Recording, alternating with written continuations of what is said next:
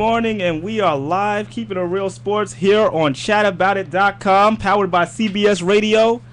This is the first show. It is the first show. I can do that now. Watch. Look at that. Look at that. Huh? Well, I don't even know what you did. I hit a button that said applause. It didn't go You guys through. suck. You hit a button that said applause. That's what you did. All right, well, congratulations. Is it not on plugged that. in? I don't know.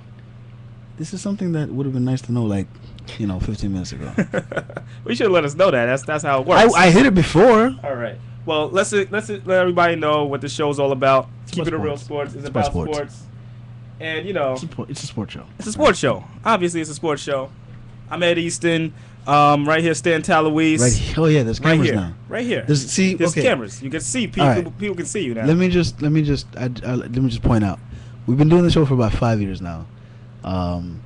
And yeah, about 5 years. Thank you, intern Danny. Yes. We've been doing the show for 5 years, and every time we do the show, every time he's introducing people, he would say right in front of me, to my left, to my right. Now that there's cameras, people get it. I mean, I'm just saying. So directly in front of me is my co-host, Edmund Easton. I'm Stan Talouis. To my left is Lincoln Ricketts, and over yonder, off camera, is Danny Clase. So Danny says hi. Danny does say hi. Before we get he's gonna give the thumbs up all show. It's gonna be great. But before we get too much into the show, we'd like to introduce a new element to the show. Very new element. Something we've never really done before, but we've talked about it, and we figured, hey, new station, new site, why not? New segment. Yeah. So without further ado, here's Lincoln Ricketts with the news with today's sports update. This is your Keeping It Real sports update. A-Rod is out of starting lineup. Yankees third baseman Alex Rodriguez took one for the team in batting practice. A-Rod missed Saturday's 5-2 win over the Red Sox after a ball hit by Lance Berkman struck him in the inside of his left ankle. X-rays were negative, though it's uncertain when the All-Star third baseman will return to the lineup. And the Amazing seek to continue the hot streak after their 1-0 win over the NL East rivals, the Phillies, boasted by a solid save performance by Francisco Rodriguez, also known as K-Rod. Here's a swing and a drive into right field and deep. Going back is Francisco at the wall. Kiss it goodbye. Jeff Francoeur has hit another home run on this road trip. It has gone to right field as it did in Atlanta, and the Mets lead it 1-0 on Francoeur's 11th home run of the year. Now it's back to you guys, Ed and Stan. All right. That was fun. That was very interesting. Thank you, Lynx. You know what's fun about that is that no one told me my mic was on. That's how things happen in the real world. Well, listen, accidents happen. There are other places where where things like that, where during cuts like that where mics are off. I'm not gonna say where, but all right. Well, Stan, can we move on with the show? Can we move on with the show? How about that? Let's tell you what I'm used to. Let's go with the show. All right. Well, I'm just trying to continue the show, right? I agree with you. I agree with you. All right. Well, like I said, it's Keeping It Real Sports. We are about sports. Let us know what you think. Stan, give them the number. The number you can call in. And we sincerely hope you do. It's 877-242-8212. Again, 877-242-8212. Yes, definitely. So we're gonna start off now with the first topic. Right. It's like you said, A-Rod. He's day to day. That's pretty much where it stands right now. The most interesting part of this is that the Yankees trade for Lance Berkman. And the hardest hit ball he hits as a Yankee is in batting practice, and he happens to hit A-Rod right in the shin. So that just goes to tell you. I mean, it's not really bad luck. A-Rod's day to day. It's not a serious injury, but it kind of makes you wonder what they went after Berkman for in the first place. First half of the season, you saw a team. They had a lot of young guys coming off the bench. Juan Miranda, guys like Ramiro Pena, who came in, had a clutch at bat yesterday. But now you're seeing, the Yankees kind of go the other way, bringing in Berkman and guys like that. But quick little side note: the Red Sox did sign Carlos Delgado to a minor league deal. yesterday. That's pretty interesting stuff not right that there. it really matters. I mean, he still has a little bit left. No, I mean, they need a bat. That's the biggest thing in the lineup. I agree with you. I agree with you. But here's the problem. Where are you gonna put him? At first base? You could put him at first base, fine. But he's not. He's a below average first baseman. I mean, you could make the case that granted Euclid is out, but you know that's what you have Lowell for. Lowell's he's a good enough defensive first baseman / third baseman where you don't need to put Delgado there. Then you have Ortiz. You can't put Ortiz. You have to DH Ortiz, so that takes a spot away from Delgado. I think I don't know if it was I don't know if it was necessarily a bad move, but I don't know. I think as much as they did need a bat, I think the problem that comes into play there is that it creates a logjam at first base because there's no one available there that they can move out of that spot to play that position. The main thing with the Red Sox, everybody knows, is the injury problems. They just pretty much finding people to plug. Right, they are snake bitten. They're snake bitten. I mean, Kevin Euclid obviously was the heart of that team. Right, I just had to drop him from my fantasy team. That sucks. That's a problem. They got to drop him from the fantasy team. But the main thing that you got to look at when you talk about the Red Sox, and they're always going to be around because they have great pitching. Right. They've always had great pitching. David Ortiz is, they're lucky he came back this year. Because I don't think they would have had much of a shot. I mean, offensively, they haven't really been all that great. Look at the players they have. They got Mike Cameron. He really hasn't done much. No, he's done nothing. Dustin Pedroia has been very disappointing. But then you can look at the other side of the coin. What about Adrian Beltre? He's an MVP candidate. Well, he's a candidate, but at the same time, it's like he's one of those players that, he has the numbers, but in terms of like the impact and what he's done over the time, I really don't know. I mean, I just don't see him being that guy that's going to carry you to a World Series. He's never proven that, even when he was with Seattle, even when he was with, I believe he was with. But he doesn't have to do that. He has to. I mean, no, he doesn't. Not with the Red Sox. I think he does. All right. Let's say you're right, and he does. He's batting .336. He's got 20 home runs, 75 RBI. That's pretty good. It's pretty good, yeah. I mean, that's what his batting average alone is top 5. Better. He's top 5 in all of baseball in batting average. I mean, this is a guy who people were talking about lost his pretty much ended his career, and I said this at the beginning of the season, going to Boston, playing in Boston with the Green Monster there would have helped him. And like I said, bringing in Delgado doesn't help because you have Beltre at third base. You've got possibly Lowell playing first because Ortiz can't play first base. So where are you going to put Delgado? I think you're right about the injuries and you're right about the pitching, but I think whether Ortiz was there or not, I think they'd always find a way to make up the slack. All right. Well, I get with you on that. I'm not gonna we're continue to harp on it for the longest. But I mean, right? Why are we talking about the Red Sox? We're talking about the Yankees. I mean, really on it. We are in Midtown Manhattan right now. That's New York City. We are in Midtown. But as far as the Yankees go, I mean, A-Rod going down really doesn't. I don't think it really hurts them. I mean, I think it does in the sense that A-Rod still is that fear in the middle of the lineup. You have a guy like Mark Teixeira. He counts on Alex Rodriguez to be behind him because do you really want to, let's be honest, you have Mark Teixeira right there. Then you have A-Rod behind you. Do you really want to face A-Rod? So you got to pitch. You really got to pitch to Teixeira. At this point, I think the way the season's been going, I think you'd rather pitch to A-Rod than Teixeira. But you know what? I still think you go by the tradition. And the tradition, the fact that A-Rod has always been that type of player that at any time he hit a home run, still people, because of what he's done in the past, will fear A-Rod. And that's why you got to, he strikes fear. That's his whole point, intimidation. So you got to put him behind. How intimidating is batting .208 in the last 5 games? Well, look, we can go all day with the batting averages and batting .208. At the end of the day, this guy's a future Hall of Famer, 600 home runs. I'm not doubting that. Being a future Hall of Famer doesn't take away from the fact that he's doing nothing now. But they still fear him. Every time a pitcher sees him, they still have to pitch him very carefully every time. I agree. And he hasn't been the same player. Like I believe, what was it, 4 years? No, not even that. 2 or 3 years ago was the last time he had a really good year when he hit about 40-something home runs. Right. Right. He's still that guy you fear when you're a pitcher. You're not taking more off than the at bat when A-Rod's up at the plate. You got to be worried when he's coming up to the plate. You definitely do. I agree with you there, but at the same time, this year's A-Rod isn't the same A-Rod. This year's A-Rod isn't the last year's. Isn't well because this year's A-Rod is obviously a year older. Was he 35 now or 34? He's like 34. 34 years old. They start to break down. He's not gonna be the same speed. Remember, he used to steal bases more. I mean, when the last time he stole a base? He's a bigger guy. Well, he's a bigger guy, but he still used to steal at least 20 bases a year. Right. You know, so the guy gave you some numbers. Well, the Bole did help. Well, here's the thing. When you now look at Alex Rodriguez, I look at the fact that he's still a legit threat out there, and Yankees are gonna hurt. They're gonna hurt that line because what are you gonna do? So are you gonna bat fourth? Who do you bat fourth? Who's batting fourth now? Is it Tex? Yes. All right. Well, obviously you got to bump him up to third if A-Rod's out.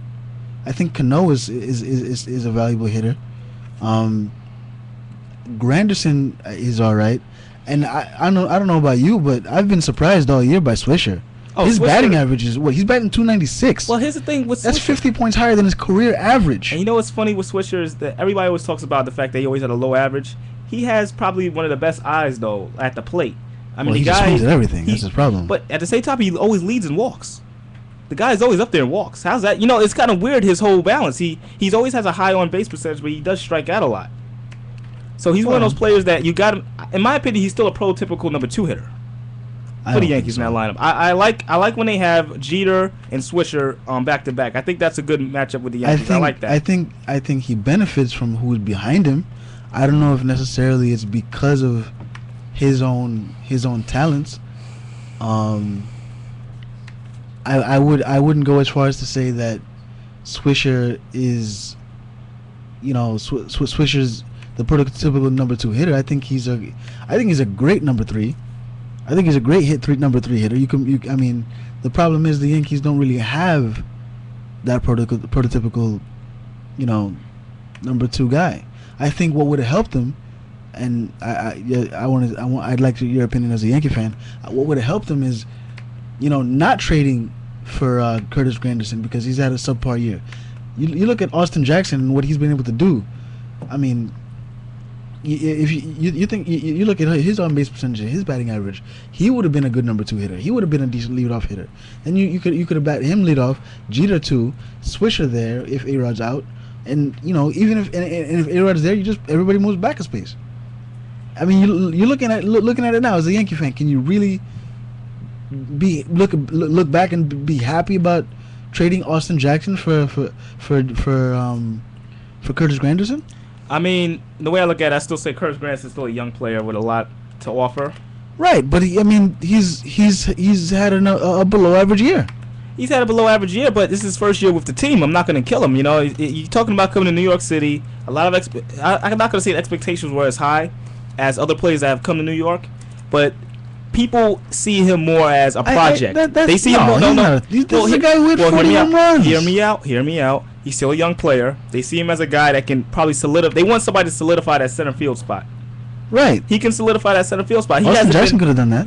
We don't know. All about New York. I mean, come on. Look what he's doing in Detroit. But here's the thing: the Yankees were all about winning now, so you got to try to find. He was ready. I thought he was. I mean, come on. Well, Yankees brass felt like they weren't ready, and you got to go with that. I feel like Granderson is still a very good player. I'm not saying he's not, but I mean, look at what you gave up for that.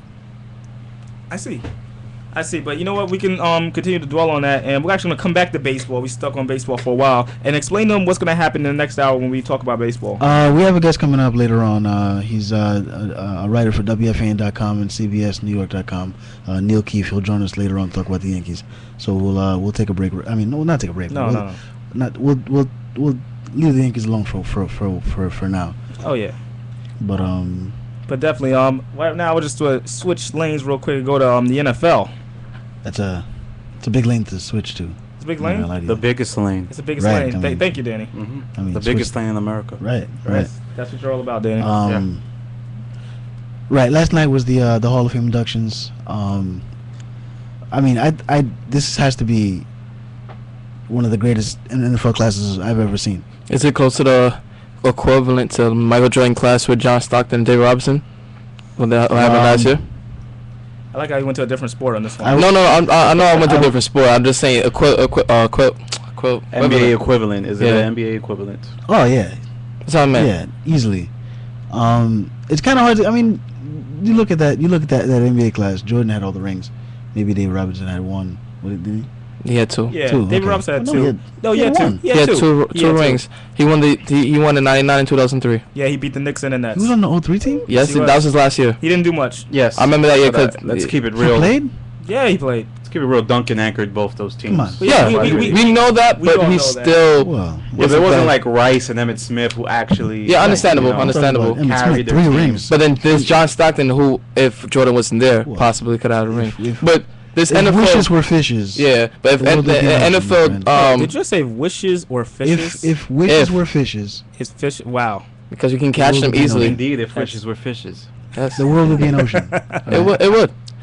But the NFL Hall of Fame class was epic. Basically. You're talking about Dick LeBeau, who pretty much discovered and created the cover two defense. All right. I mean, this is the standard defense. There are teams still winning championships based on this defense. And Madden games for the gamers out there. Right. You know, if they do not know. If you don't know, if you don't run the cover two, then I don't know what you're doing. Honestly, there's only two defenses I run: man to man, and I'm blitzing my outside linebackers, or I'm running the cover two. And, so I mean, you just gave out your whole game plan. I'm just letting you know that. Yeah. If you can stop it, I invite you to try.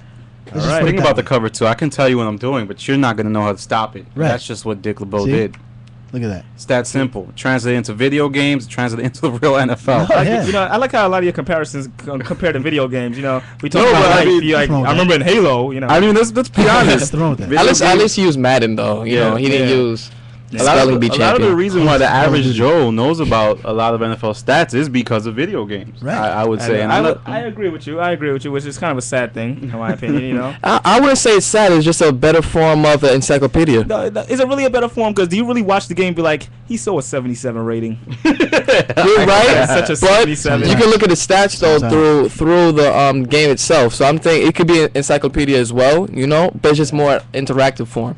Yes, but some of the other guys that were inducted, John Randall. I mean, remember John Randall, the freak. 131 career sacks, I believe. Yeah. I mean, he used to have I remember the watching eye as black. a kid, the eye black all over his face, like he was a monster or something. Right. But scared me to death. He scared. Look at that. Look Floyd Little. Yeah. Floyd Little was great running back. I mean, Russ Grimm. Yeah. 3 Super Bowls with the Redskins. Mm-hmm. 4 Pro Bowls.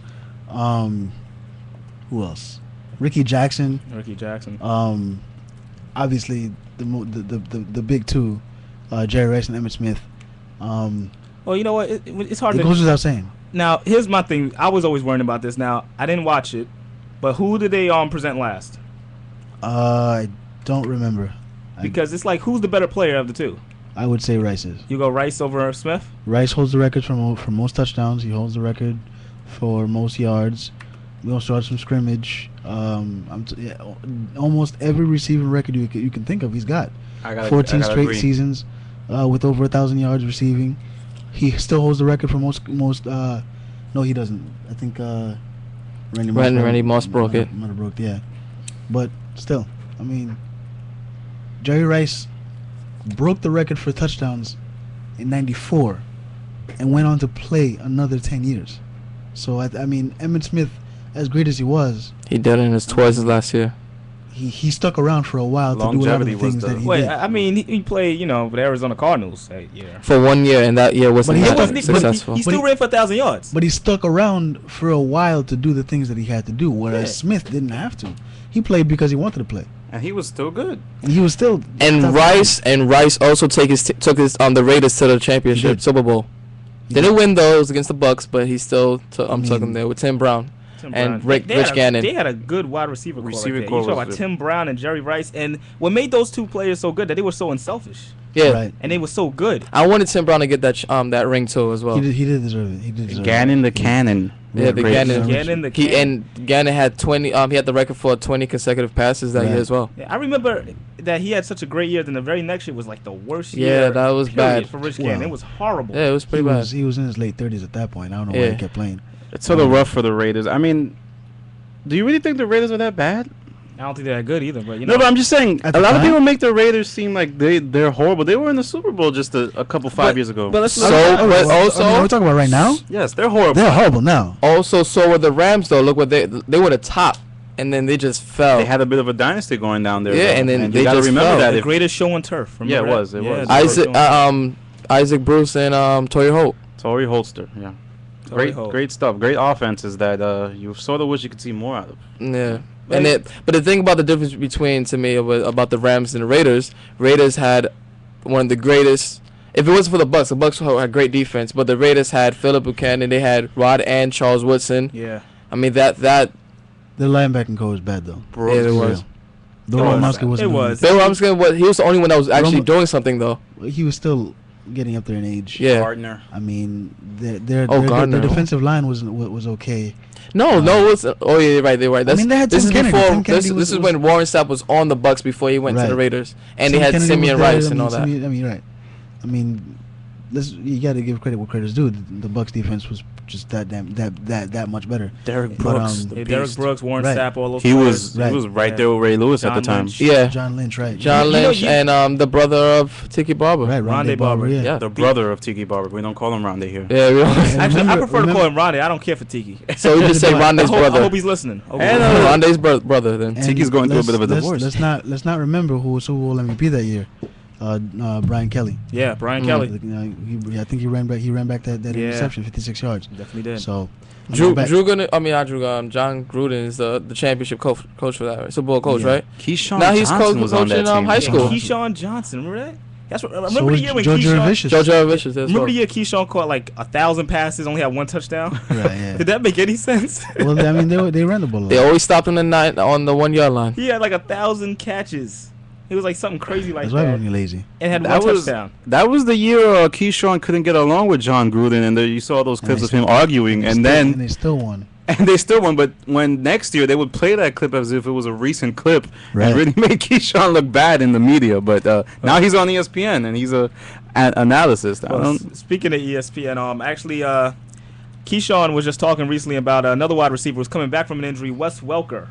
What are your thoughts with Wes Welker? You think he's going to be the same player? No. I think so. I think he will be. I mean, there's something about Welker that, I mean, this is a guy at Texas Tech did everything. Returned punts, returned kickoffs.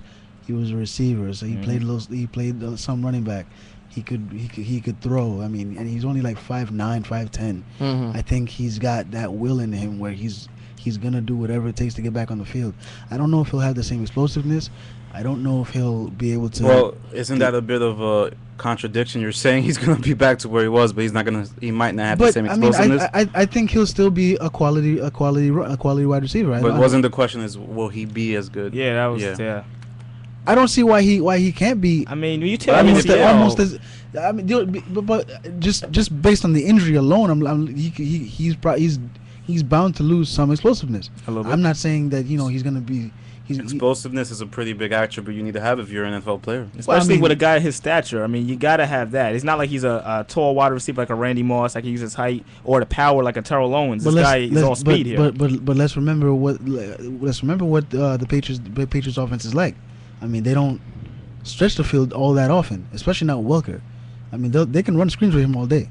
I mean, he'll run slants and screens all day if he has to. But isn't he a yard after the catch type receiver? He could get yards, and what if he doesn't have that explosiveness? That might hinder his play on the field. Well, I mean, I'm sure Bill Belichick will find a way to get him the ball and get him the yards. I mean, if he has to catch passes toward the sideline and get out of bounds all the time, if that's what he's gonna have to do, that's what he's gonna have to do. But I don't know, and like I said, I don't know if he'll be back to the point where he'll lead the league in receptions again, but I think he's still a quality receiver. Yeah, but I mean, the question is not if he's going to be a quality receiver. I'm not debating that. It's will he be as good as he was before the injury? And you seem to. It's hard to say. Yeah. I mean, he ripped up all three ligaments in his knee. So I mean, it's really hard to say whether he'll be back to where he was. But I mean, based on what I've seen of him, I mean, he's the type to really like work as hard as he can to get back to where he wants to be or where he was. Okay. Yeah. I mean, at the end of the day, I think he's just not going to be as good as he was. All right. Yeah, I definitely agree with you that on that he's not going to be as good as he was. I mean, it's a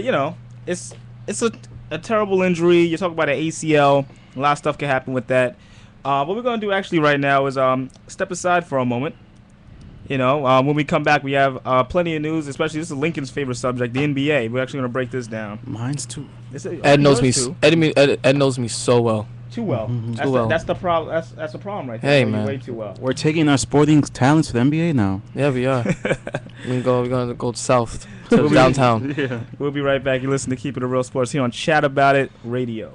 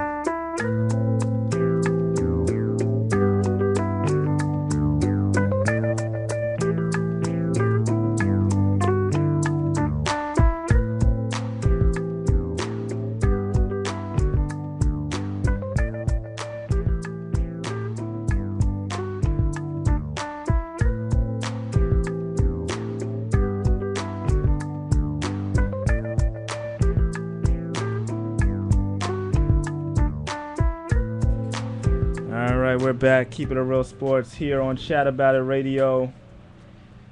Yeah, that was a very interesting break. I know. There. Got to work out the kinks. Little kinks in there. Little kinks right there. We're working it out. It's all right. First show. We're going to give out the number again. Danny, hey, how's the phone calls coming? You it's coming good. There's a lot of feedback from all tri-state. People are saying that break was about as bad as Wes Wilger's ligaments. Thank you. Yeah. Thank you for putting that out there. I'm joking. It's our first show. It's a yin and yang. We're getting that yin and yang even. Keel. Oh, I was listening. I'm sorry. What? Chatbout.com. Anyway, 877-242-8212 is the number. Hit us up. Let us know what you think so far. Before you continue on to the next segment, which is NBA, just like to remind everyone that Chris Johnson said he's focused beyond the season ahead, but he would like to have a revised contract. So he wants to have a longer contract. He wants to stay with the Titans for a longer time. So how do you guys feel about that? Quick minute. I mean, if I'm the Titans, I'm signing him to a long-term deal as quickly as I can. Yeah, he's the best player.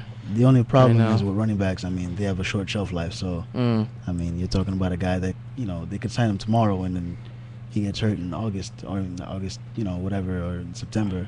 To that, I say I would do like most NFL organizations and say they're a great player, but not sign them to a bigger contract. Just the whole hoodwink. Yeah, the hoodwink. Oh, he's a great player, but I'm not gonna sign him. The old swindle.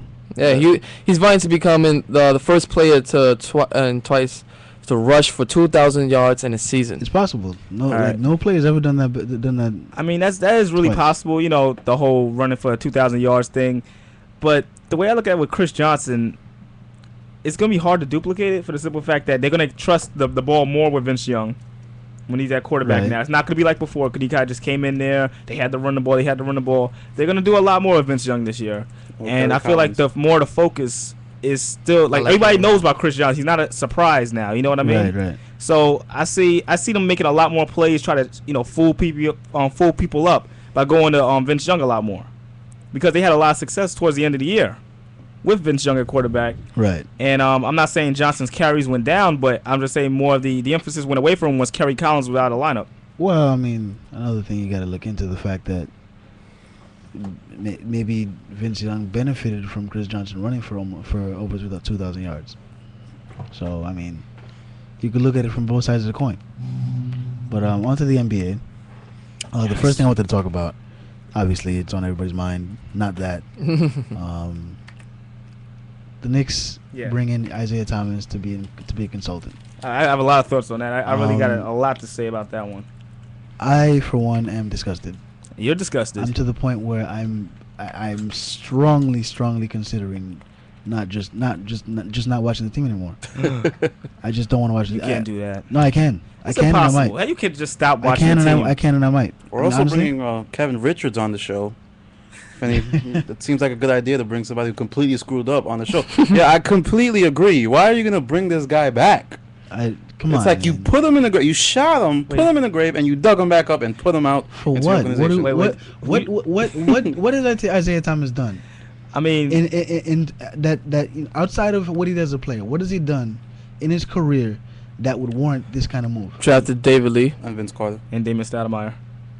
Those were all like not. I'm not gonna say the word can't miss. I think the only person you could take out there is Damon Stoudemire. Yo, he was good for a minute. Well, he was good with Rasheed Wallace in Portland. Mighty Mouse was good for a second. I'm telling you, it doesn't warrant the GM position. I give him credit for is David Lee. David Lee was good. Yeah, he's. A good you can't give him Vince Carter. No. What about Ronaldo Balkman? Nate Robinson. I jumped out my seat when we I really can't. Guy. Come on. Hey, he has 3 dunk titles. That's Wilson Chandler. He got him Wilson Chandler. That was pretty good. Yeah, I know, but and Channing Frye. He can shoot threes now. But what we're saying is this guy was caught in sexual charges. Everybody said, "Oh man, he's such a genius. He drafted Marcus Camby. Marcus Camby was the best player in the country." Yeah, it's like if you didn't draft him. If you didn't draft him, you were an idiot. Oh my God, Dan Gilbert is a great GM. He drafted LeBron James. Yeah, he really is. How did he know that he? How did he know? What a great basketball I think looking mind. from the 6'8" person, he was guarding the 6'1" person. I think in retrospect, yeah. I think Dan Gilbert kind of regrets it a little bit. It's like, oh man, I should have just taken. He's like, I should have Darko. Should have done what Joe Dumars did, man. I really messed up. Oh my God, come on. Probably would have been a better position. Hey, I'm just saying, Ronaldo Balkman. That surprises all. Hey, he has great intangibles. Well, yeah, that shows up. Yeah. Rajon Rondo sitting on the board. We need a point guard. Hey, let's take this Ronaldo. Let's take Ronaldo Balkman. I feel something about this guy. something about his dreads. You know why they drafted him? They drafted him because his agent was Leon Rose. That's why they drafted him. Come on, let's be real. 6 degrees of LeBron separation. Exactly. What you think is the worst pick? Is the Ronaldo Balkman pick? There's so many bad Knicks picks I could go through. The Marty Collins pick. The Marty Collins pick is a bad one. Then you also got the recent one, the Hill. The Jordan Hill pick. The Jordan Hill pick. I wouldn't call Jordan Hill a bad pick because they. I mean, he didn't. Who was on the board? You're right. He didn't. I think Ronaldo Balkman is worse. No. Well, who was on the board when they took Jordan Hill? Oh yeah, there was BJ. Come on. Yeah, that's hindsight. I mean, nobody can tell. No. I'm taking Brandon Jennings. You need a point guard. I'm taking Brandon Jennings. There's a point guard on the board. I'm trying to play devil's advocate. I understand that. I don't know what you're talking about. My favorite pick of all time by the Knicks is Frederick Weiss. That's got to be one of my favorite picks of Is he all coming time. yet? Is he coming over? I don't know. to We're play still yet? waiting for him. Last time I saw him, he got dunked on by Vince Carter in the Olympics. His That was pride like was 8 just years ago. Destroyed. I love how we have like the Knicks find like the most remote video of players we've never seen before. He's like The Ricky Rubios? It'll be like Ricky this. Rubios? It'll be like, this is my theory. Don't This hate is on Ricky Rubio. this is my theory. This is my theory. You Ricky guys, Rubio's check this out. Check this out. imaginary. Let's check this theory out. Check, by this Ed. is my theory right here. This is how This the is New York Ed's Knicks. theory. No, check me out. This is how the New York Knicks make their picks, right? Mhm. They're all sitting around. The obvious pick is like, let's say the obvious pick is John Wall, right? When the one pick, John Wall's right there, right? All of a sudden, it'll be like the last minute of the meeting. Somebody goes, "Wait a minute! I heard this guy from Kazakhstan, who allegedly, we have no video or proof He's got an email. of this. He's 8'3". Got BBM blast. He allegedly 8'3" and runs a 4.240. can glide from the 3-point line and slam dunk the basketball. This is allegedly. We have no video proof, pictures, or even acknowledgement if he's even alive. Also, from my aunt. I also heard that the There's movie rumors he's Space missing an Jam arm. Yeah, was based on a true story by him. exactly. And we also heard that Bugs Bunny's still on the board. Okay. And they'll move on from there. That's how the They Knicks would definitely meetings take go. Bugs We don't need Brandon Jennings. There's rumors that they might have to amputate his shooting hand, but I think it's something they can overcome. It's a risk. Good thing. It's a risk. He has no arms. It's a We have the weird best thing. doctors in the league.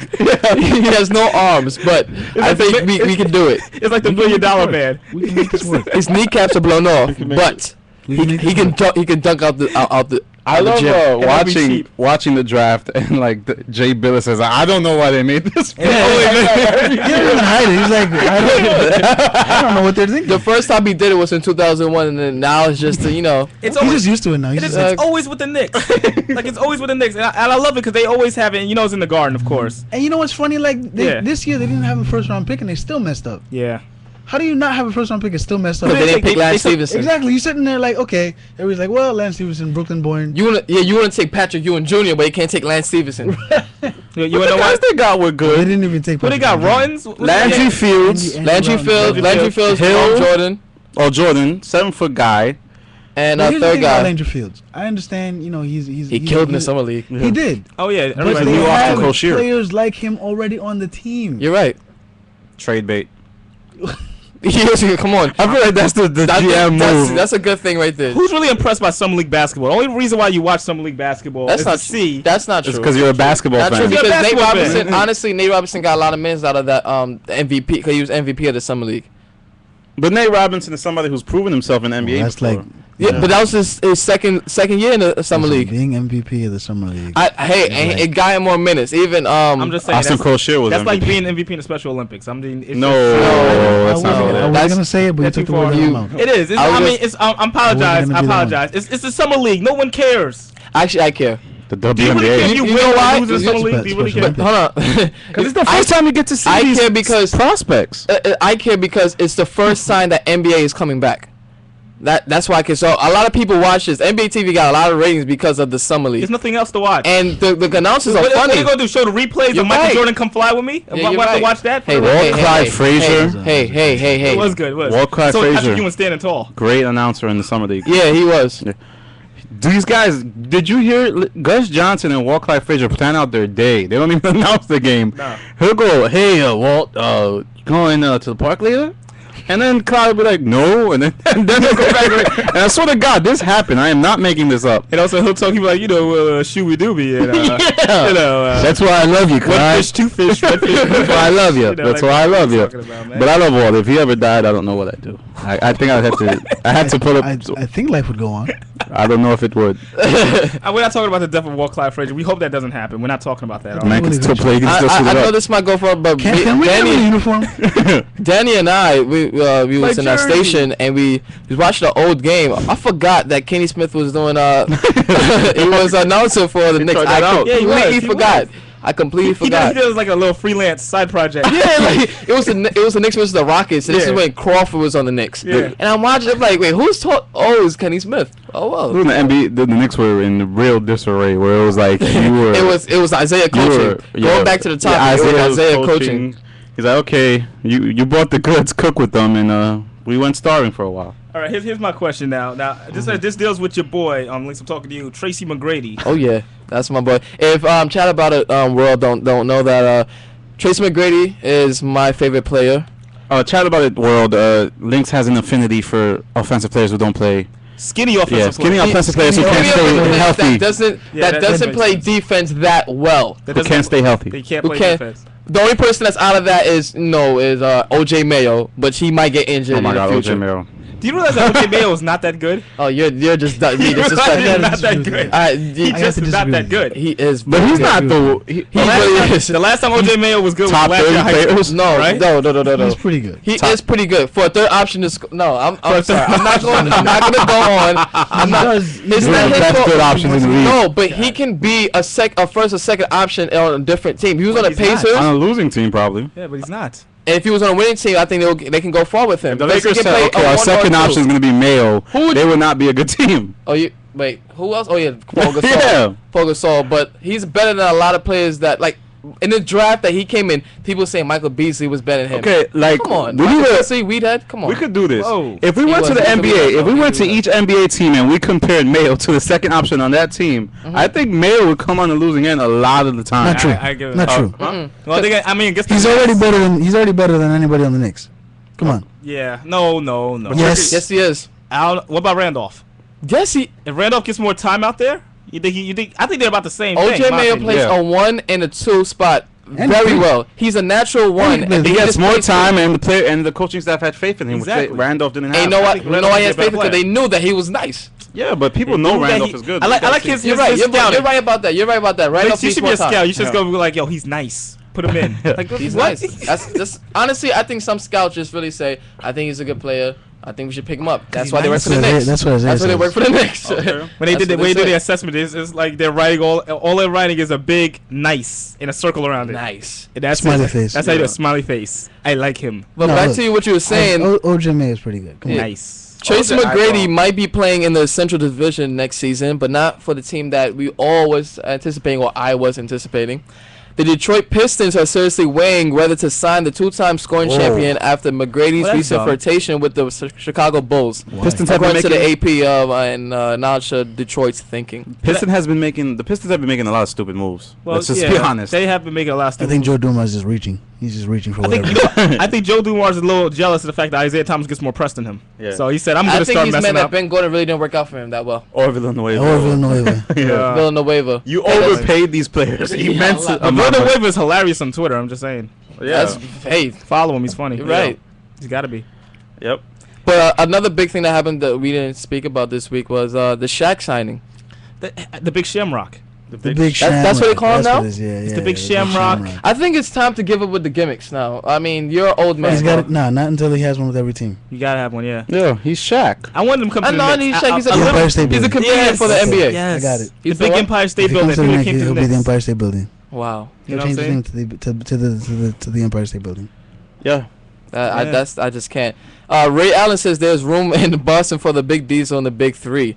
Well, if Chatterbot doesn't know, Danny to our right here hates Ray Allen. Yes, I hate him with a passion. But here's the weird thing. Let me finish. He hates Ray Allen, but loves Jesus Shuttlesworth. He loves Jesus Shuttlesworth. I personally always thought Jesus Shuttlesworth was better than Ray Allen. I mean, but Jesus Shuttlesworth, you just gotta feel for a kid whose father killed his mother. Over a soft push. Yeah. It's not Jake's fault. We're not getting into that. Listen. But here's my biggest gripe with Ray Allen. It's not Jake's fault that the mom was flimsy. Whoa, we're not getting into. Here's what I'm saying. Ray Allen. People say he's a superstar or was a superstar. He cannot. He should. If he's the first option on your team, you're getting eliminated every year in the first round. No, I disagree. Seattle Sonics, went to the second round. When he was with Milwaukee, he was the first option. Even though they had Sam Cassell, they had Glenn Big Dog Robinson. You feared Ray Allen. At the end of the day, you still fear Ray Allen, and I just a shot. You know? And no, it's not only a shot. His knees were perfect back then. He used to drive. He used to dunk on people. He was in a dunk contest. He didn't win, but he was in a dunk contest. He used to dunk on people. Listen, so was Michael Finley. Come on. So was Darryl Armstrong.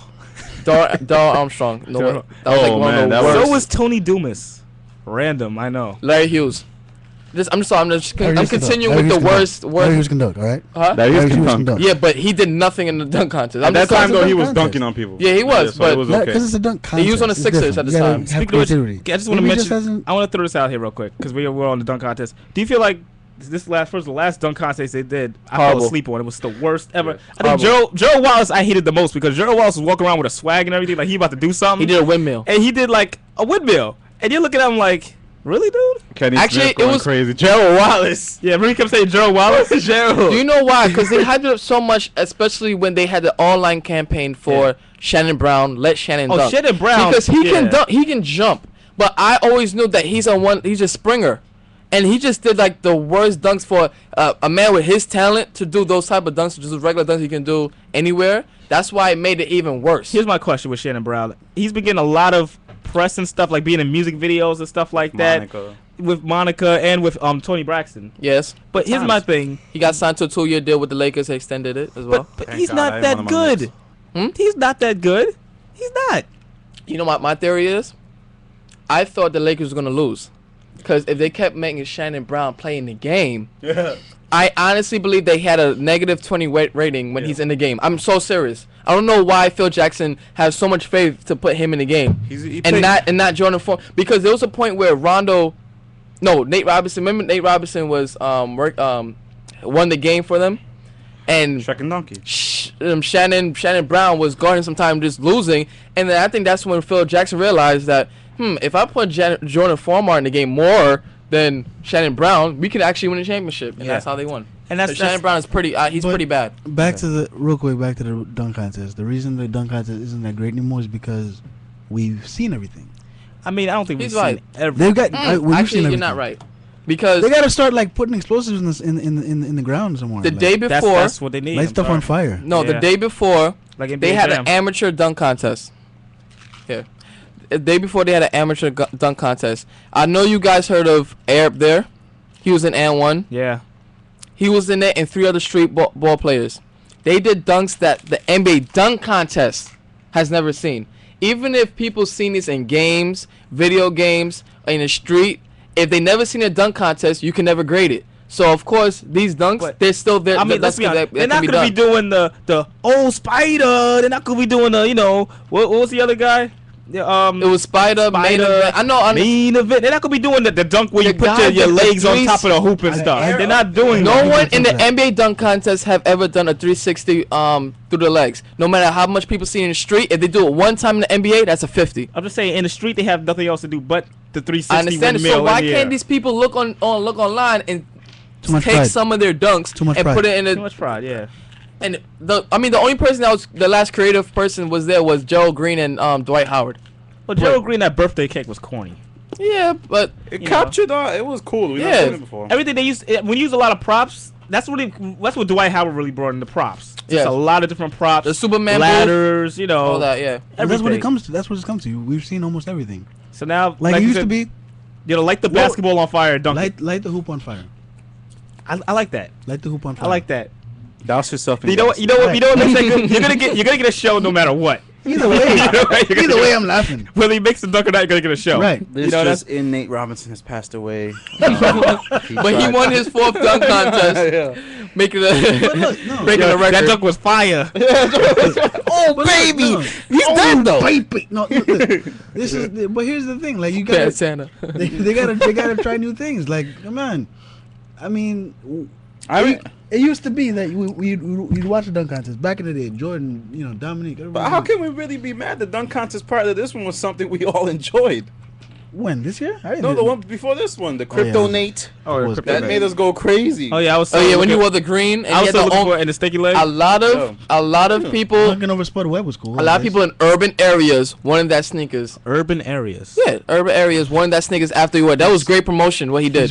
Everywhere above 100th Street and his boys in the hood want them. They did. They won those phone posits. A lot of people. Their sales. I'm so serious. The sales went up when you wore those sneakers. Everyone that lives in the triple digits and up. Come on. Yeah, I was thinking that too. Crypto Nate, man. Crypto Nate. No, but here's the thing. It used to be that dunking from the foul line was the big thing. You got high school guys doing that now. Yeah, I did. Honestly, I feel sometimes the announcers. James White, who was on the Denver Nuggets, did that. Flight 23.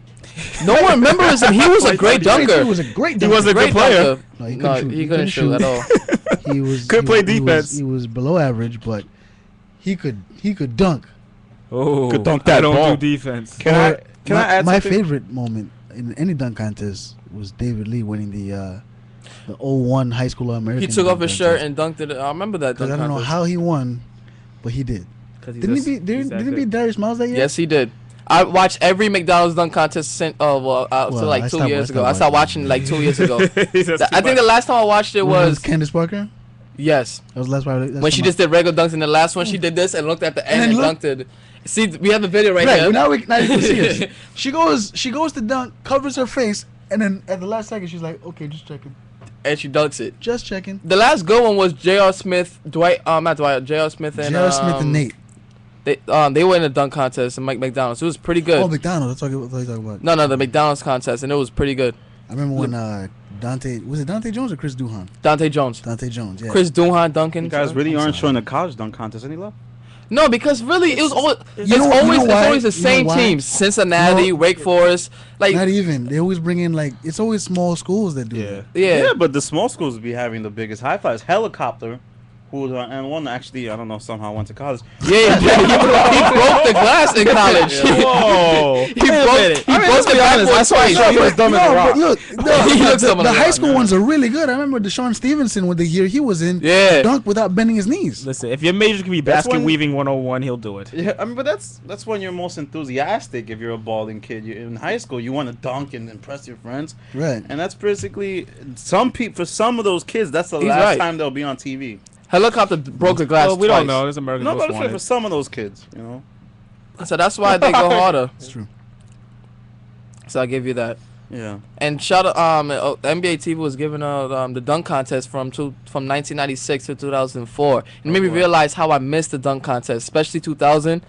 And with the Vince Carter year, that was such a fun year to watch. Do you know why I love that? No, I'm just saying, even though Tracy McGrady was in there, Tracy McGrady and Steve Francis. If Vince Carter wasn't there, it would be a battle between those two because they brought dunks out the table that everybody was dunking. Everybody was dunking. Wow. Which was those three were dunking really. I was happy Francis didn't win. I never liked Steve Francis. Well, yeah, because he's a jerk. He was scored 30 points to get 20 I thought he was. Honestly, I'm sorry. I think he was a better version of Moochie Norris. Wow, come on, man. Yes, because that's an insult. Both of who no, played it's for not. by the way. No, they both played for Houston as well. Both of who played for the Rockets and the Knicks. Yeah, that's why I said he's a better version because Moochie Norris had the handles. But that was a lot of people didn't realize his handles was his great. Hair was amazing. Yeah. And he did nothing else other than nothing else. That's what I'm saying. But that's why I said Steve Francis was like a better version because he used to drive and dunk. But here's the thing with Francis that used to tick me off was like, I remember that dunk contest. They said the hype was, oh, he hadn't played in 3 games with the Houston Rockets because he has migraines, but he feels like he'll be available to play in the dunk contest and in the All-Star game. And then I remember after the All-Star game, oh, Steve Francis was sitting out with migraines. Like, really? You know, it was funny when... Hey, you know Ray Allen played about migraines in the All-Star game. Really? Great. It goes away when it's All-Star weekend? It goes away? Yeah, it does. When usually the superstar is supposed to take that time off the rest? Spotlight. A great Stevie franchise story is when Ahmad Rashad, my main man, interviewed him, and he said this was the first time he made the playoffs. He said, "What's your biggest? How do you feel getting into the playoffs?" And he said, "This is what he said: We get a check. We get to the playoffs. It wasn't. Oh, this is my first year in the playoffs." He said, "I can't wait to get this check." Ahmad Rashad was like, "What is wrong with you?" Stevie franchise, and it just shows you when you don't earn a nickname, when you're called the franchise, and years later, the team is rebuilding again. So I would have to say goodbye. That's like Larry Hughes. Larry Hughes said, "I mean, so do you want to get a championship? I'm just playing to get money." That's real. That's a real statement I ever heard of in the NBA. I mean, I've heard a lot of real statements. I mean, one of them I'm gonna go say real quick. We got a little bit of time. I remember ODB. This is actually in music. Old Dirty. They asked him, "What would you give back? You know, all the success you have. What would you give back to your community?" He looked at the MTV cameras and said, "Nothing." He was dead serious. I didn't know how to feel about it. AKA Big Baby Jesus. But you know what? We're gonna step aside. You're listening to Keeping It Real Sports here on here on Chat About It Radio. Chat about it. Chat next week. About it.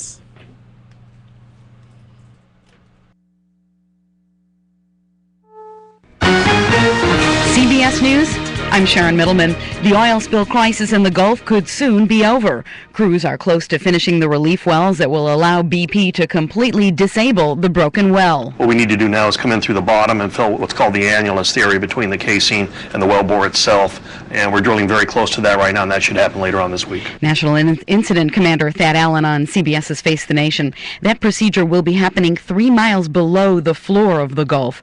White House advisor Carol Browner on NBC's Meet the Press says even though the situation is improving, BP is not off the hook. There will be a large financial penalty. There'll also be natural resource damages claims. They will be responsible for paying to clean up the natural resource damages. And Browner says the government is closely monitoring the status of spilled oil still in the Gulf.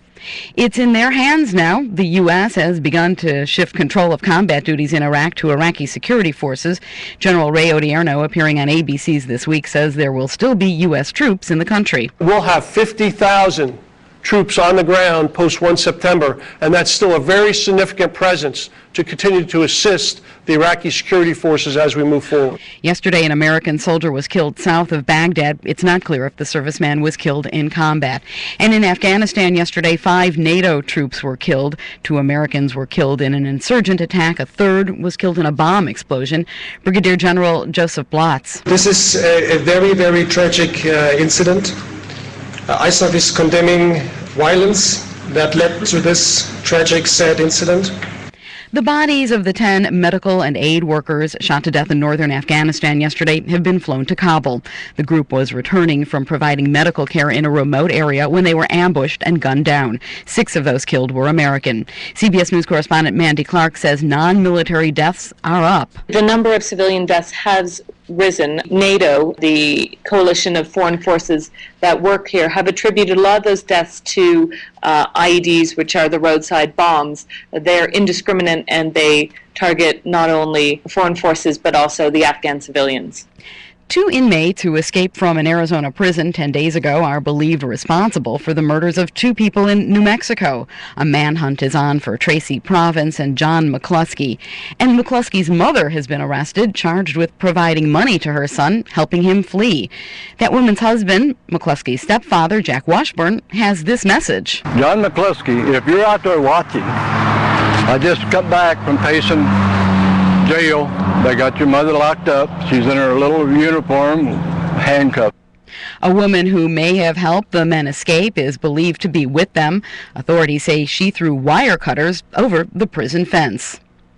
This is CBS News.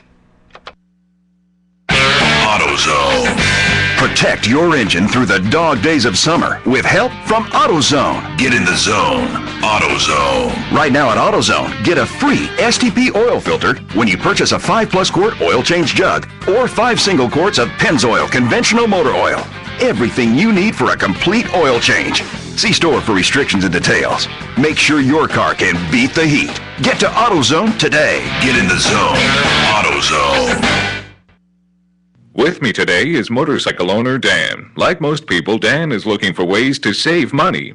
He tries to save on gas by roller skating to the grocery store. It's hard carrying all those bags. He uses a hand crank radio. It's a good workout. And he even cooks by candle heat. The scented ones give great flavor. But you don't have to be like Dan because Geico makes it easy to save on motorcycle insurance. To see how much you could save, visit geico.com or call 1-800-442-9253.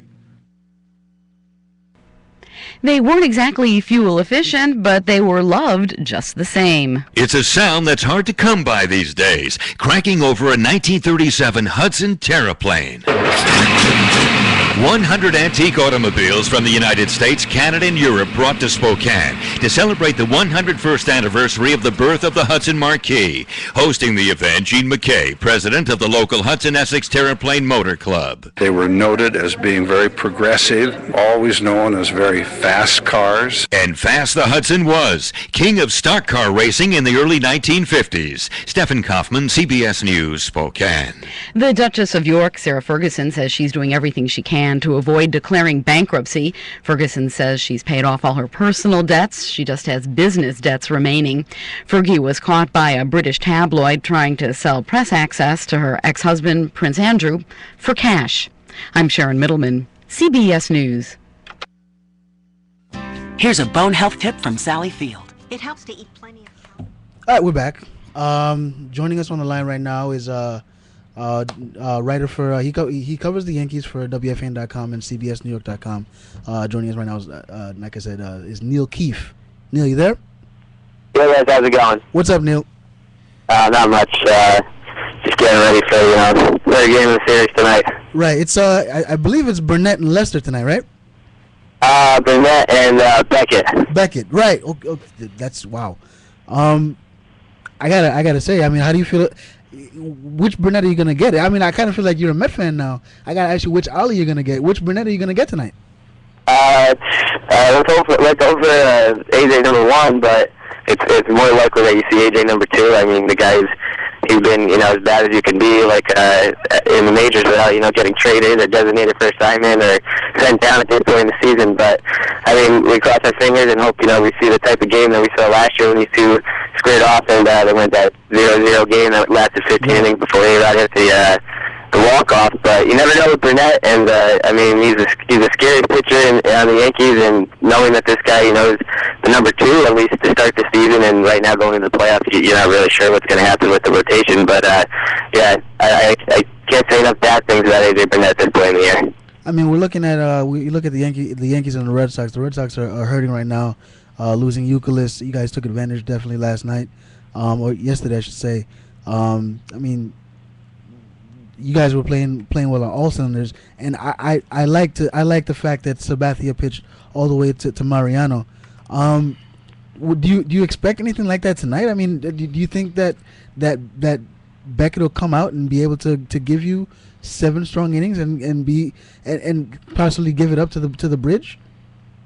I mean, when AJ's on there, he can capable of doing exactly what CC did yesterday, and he's capable of being one of the top pitchers in the game. But the problem is he's rarely ever on, and when he's off, it's a disaster right from the get-go, from the first or second inning, and you have to piece together the bullpen. And I think if you get into a situation tonight where you've got Boone Logan or Chad Godin coming in the 5th or 6th inning to try to get 12 outs or more from the bullpen and try to build some elongated bridge to Mariano, it's not really going to work out. But yeah, like I said, you just cross your fingers with AJ. Hope the good one shows up, and hope the Yankees take a 2-1 series lead heading into the final game on Monday. Well, even if they don't, I mean, you're I think that the Red Sox are 8 games back or something like that, or 6 games back. Yeah, there's 7 in the loss column, and then I think 6 back total because they have a few games in hand on the Yankees. Right. But yeah, so I mean, if they lose it, it's not the end of the world, but it'd be nice to put this team away before they start getting healthier, and before Dustin Pedroia gets back, and before they start to take shape as to what people thought they'd be early on in the season. So might as well step on the throat while you have the chance. You don't want to make the at least a 3-team race if you can keep it at a 2-team race. Right, and I mean with A-Rod going down yesterday, he's day to day, but you look at it, Brookman's best hit as a Yankee came in batting practice, and he takes out A-Rod in the process. What's your feeling on Brookman? He's just dead weight, or what? Is he really gonna? Has he contributed at all, or what's he gonna do? I was all for it when it's good pitcher. If you can get the guy, who gets 48 homers, obviously, I mean, at this point in his career, probably not going to get that guy, but if you get even, some sort of that guy, then the Yankees would have a great, number 3 major league hitter hitting 6th or 7th in their lineup, and just another big bat and a switch hitting bat to, plug the DH hole full time. But what he's doing so far is atrocious. He's 2 for 22. He's got 1 run scored, 1 RBI. He took down, the Yankees cleanup hitter in batting practice, and there's just something about Berkman. I can't say, that I'm against it, because I was for the trade when it happened, but there's just something about his presence on the team that it just doesn't feel right. And I know that, they gave up, Mike Melanson to get him, a kid who was never really given a shot, and had, great abilities, and everybody raved about him, and right. they keep giving, Channel Park and all these dead weight pitchers a shot, but he's gone now, and they're paying, Berkman, whatever they are, $1 million or $1.5 million, and there's just something about him. I don't know. They lost, Colin Curtis from the lineup, and I'm not going to say that, Colin Curtis is some great up-and-coming prospect, but he was, he had like an integral part of the team in the way that some of the role players did last year, and he was on the team for, an extended period of time, and he had some big hits, and he filled a good role coming, off the bench and late games for defense, and he made a few good starts, and I just feel like they took away a piece of the team that was important and brought in Berkman, and now, they expected great things out of this guy, and he's been as bad as, we saw Nick Johnson be in the beginning of the year. Right. I mean, I saw you tweeted it. He's 2 for his last 22. He's batting .091. He's got a one run and 1 RBI. I mean, those aren't the numbers you're expecting to get out of a guy you trade those prospects for. Another guy that is underproducing, I should say, is Curtis Granderson. What's your feeling on Granderson? Because I feel like giving up Austin Jackson, giving up what could have been a potentially great center fielder for 15 years. What's your feeling on Granderson? Batting under 250 and not being the guy you expected him to be.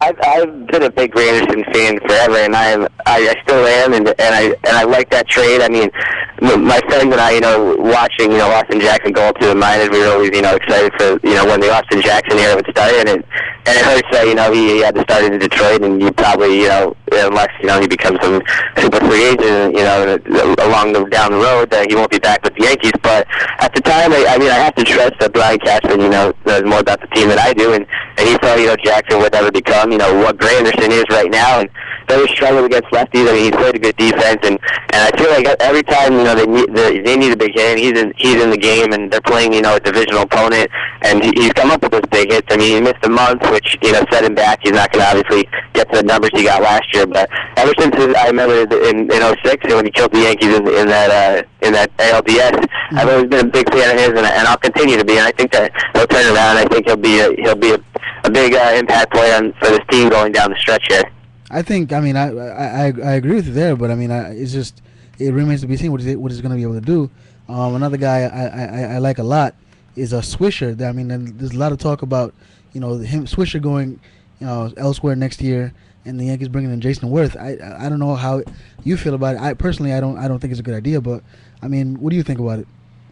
I like Swisher as well. I mean, the guy he fits perfectly into that 2-hole behind Jeter without Damon there. He's a good on base guy. He's a switch hitter. He's got great power.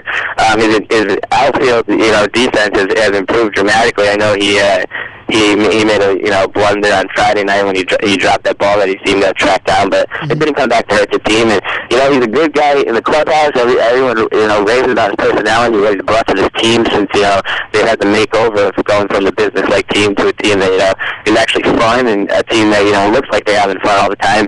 And I think he's a big part of that. And since he's been here, all they've done is play great baseball, be in first place, win a World Series, and I think that was maybe the best trade. The guy, I know people always talk about the A-Rod trade, but I was a big Soriano guy, so I can't say that. But I think this was the best trade that Cashman ever made. I mean, you even have Wilson Benavides and a minor league pitcher to get Nick Swisher, and you just look at what he's done for this team over the last year and a half. And I think that the White Sox are probably thinking, why couldn't we have gotten this much out of this guy? Not to mention, this year alone, he's batting .294. I mean, that's 50 points. That's almost 50 points higher than his career average. I mean, he's doing extremely well, I think.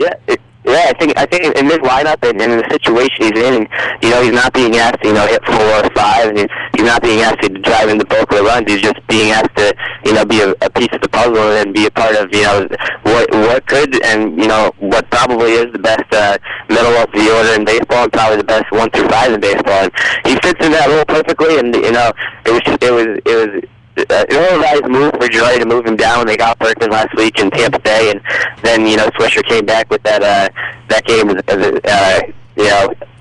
second game of that series, and he proved to Joy wrong that I should have been here all along, even though Lance Berkman might have the household name and it might be a bigger brand. His best days are behind him. I think Swisher's proving that he'll be at the top of the order for the rest of the season. So you're not drinking the Jason Worth Kool-Aid then?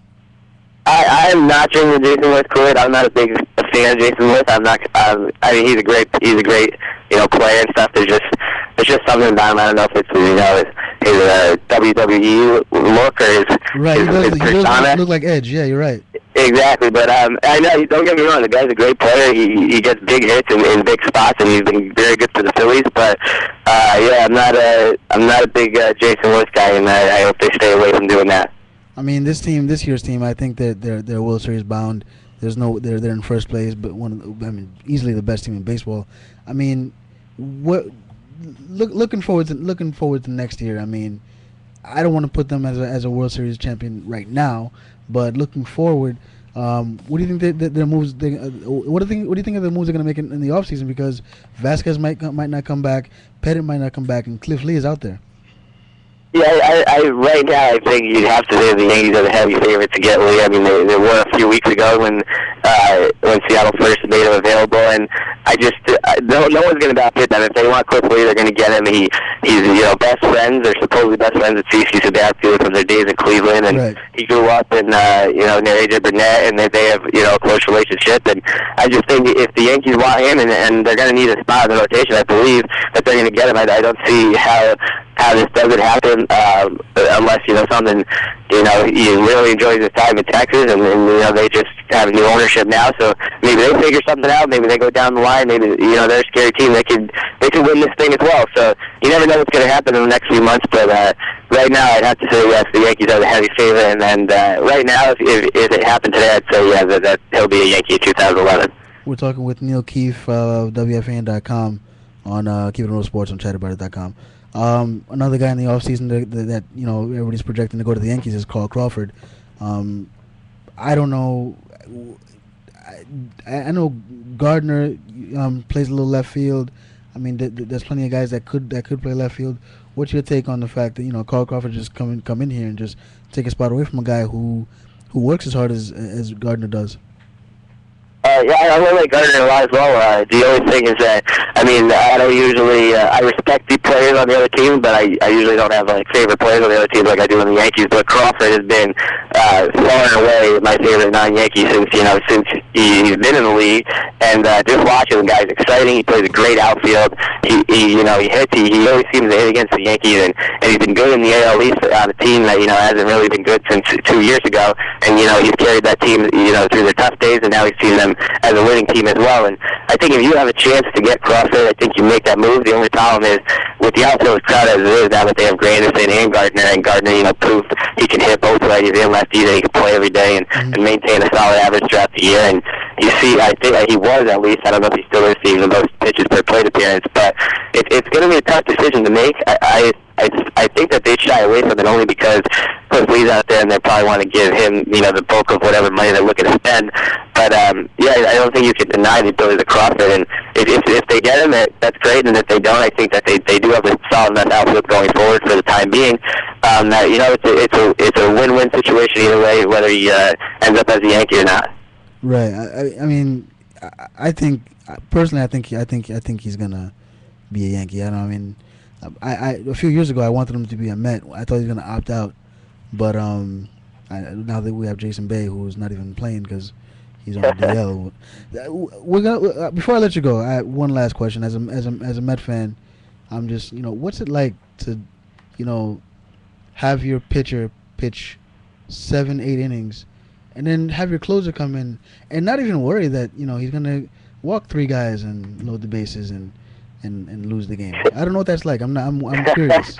Well, the thing is, I don't know if I can say what it's like. I just don't know that I want to know what it's not like because since I can remember that's how it's been. And you get to Mariano, and they had some. I was at the game yesterday. They had some crazy stat that was I can't remember the exact numbers, but it was like he's converted 135 in his last 141 saves or something. It was some number right around 135 out of 141, something like that. And that's, to me, that's, I can't even fathom that. When you see that written, it just looks incredible. But in terms of K-Rod, I'm not the biggest K-Rod supporter for, I understand that the Yankees have some of their own fist pumpers, but when K-Rod comes in and gets a one-out save, or he comes in and loads the bases, and then, he gets out of it with a ground ball to second, I don't think that it's needed for him to, point to the sky and go nuts, and not maybe near to the Valverde level, but he does do enough where he doesn't need to be doing that, but obviously K-Rod's not the pitcher he once was when he came up with the Angels and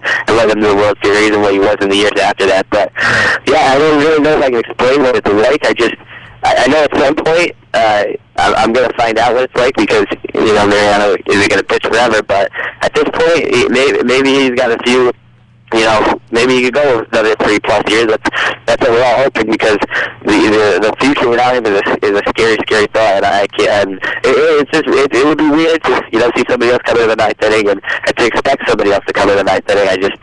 I can't imagine at this point. Well, I'll tell you what. When Mariano retires, and you know Yankee fans everywhere, that they have to sit there with the Maylocks and I'll invite them in, and I'll teach. Maybe I'll teach a seminar on how to deal with bad closers, because I've had a lifetime of dealing with that. Once again, Neil, I'd like to thank you for coming on with us, man. Great job as always. We follow you on Twitter. You can follow him on Twitter. Everybody's listening is at on Twitter.com at Neil Keefe. That's NEILKEEEFE. So yeah, once again, thanks for coming on, man. All right, guys. Thanks for having me. Take care. Take care, man. All right, so you can. There you go. That was fun. Good times. Yeah, man. Neil Keefe. Like I said, that's a great spot. He's always a good person to follow when he's when a it good comes closer. Right? Yeah, he came in when we needed him. He came. Definitely he's very clutch with that. Tell he's not a Met. You see, let me tell you something. Well, I'm just saying. I'm just saying you need somebody. K-Rod came in and got a 5-out save last night, man. That's a rare occasion. But you know what? I want he still did it. There's one thing that you said though that kind of surprised you. You said that you haven't had a good closer in a while. John Franco was pretty good. John Franco wasn't. Listen, I didn't say he wasn't good. This is the thing about the Met closers. Met closers never make it easy. Yeah. They never make it easy. The Mets in general don't make. The Mets in general don't make it easy. I don't know. I don't know what it's like for a closer to come in and not make me wet my pants. He's never been in a good relationship. No. We understand. Never have I rooted for a Met team where I could say, okay, the closers come in and I can go get a drink and not worry about it. Sandman plays. Right? Yeah. Even when it played, Billy Wagner had the music and I was still worried. I never had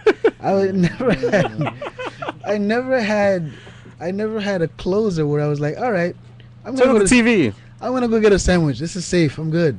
By the time you think about getting a sandwich, the very first pitch, that ball is swung on deep in left field. At this point, I'm just like, just load the bases and give it the grand slam already, because I can just go away. They brought. It was random. I remember Armando Benitez was my favorite, just to watch. Oh, I used to watch it because it was a comedy. He threw like 98 miles an hour straight. Straight down the middle. He's like, I dare you to hit it. And then I dare you to hit this ball. And then they hit it. And they go, well played, sir. Touche. That's his go-to move. Oh. But Benitez was a great. I don't know what it's like. Like I watch closers all over the league, and I'm like, oh wow, that guy's pretty automatic.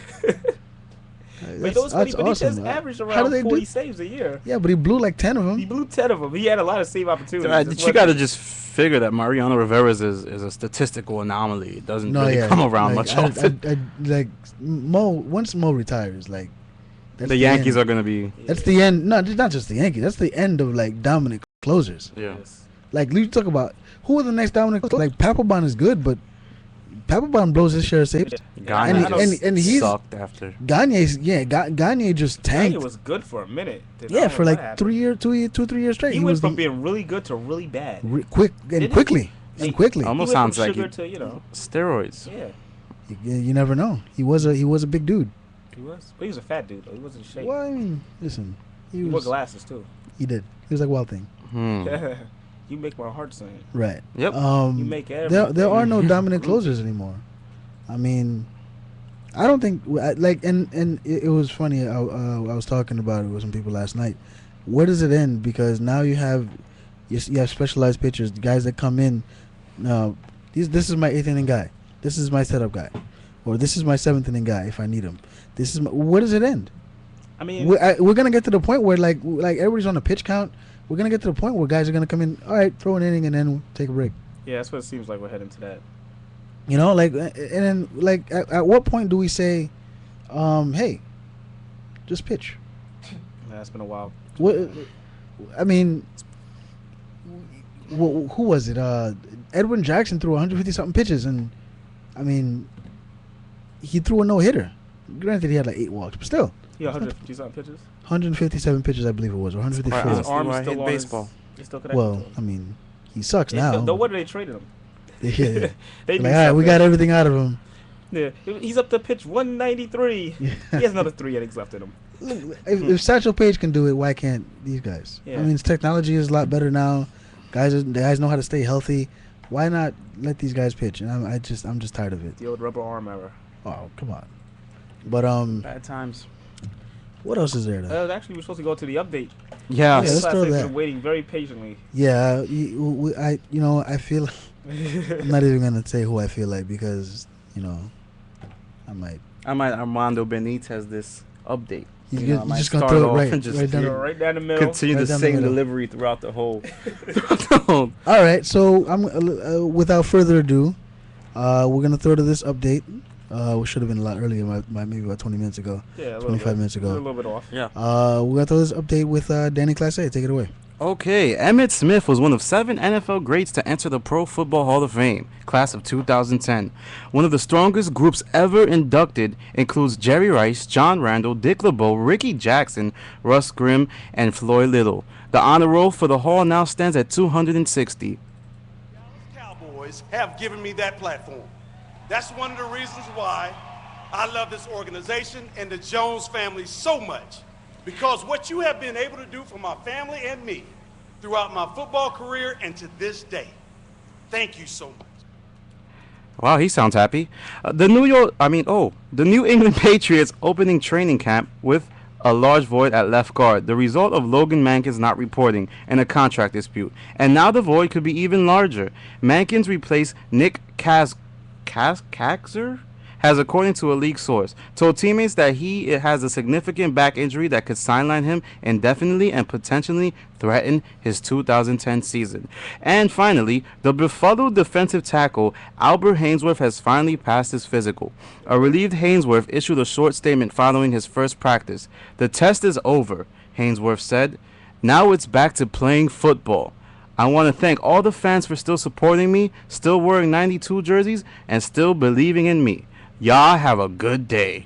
And that was Albert Haynesworth after finally passing his physical. And we're going to throw it back to the guys who always pass their physicals, Stan Talouis, Edmund Easton. I haven't had to pass a physical in quite some time. I'm not gonna lie to you. I don't know. I think Stan should take a physical fitness test. Before he's allowed to, You remember when we played basketball last week, guys? Yeah. Okay. So that has nothing to do with what we're talking about.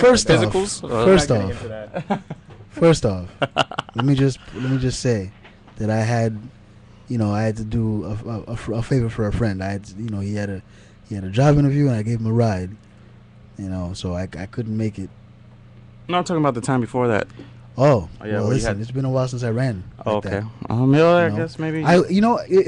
If I do take a physical test, I'll tell you right now, whatever the strength part of it is, I got it. As far as running and stuff, I don't know. Stamina, not your thing. Not anymore. No. Okay. All right. So, how do you feel about all this physical stuff and Shanahan stringing out Haynesworth? We actually talked about this. Yeah.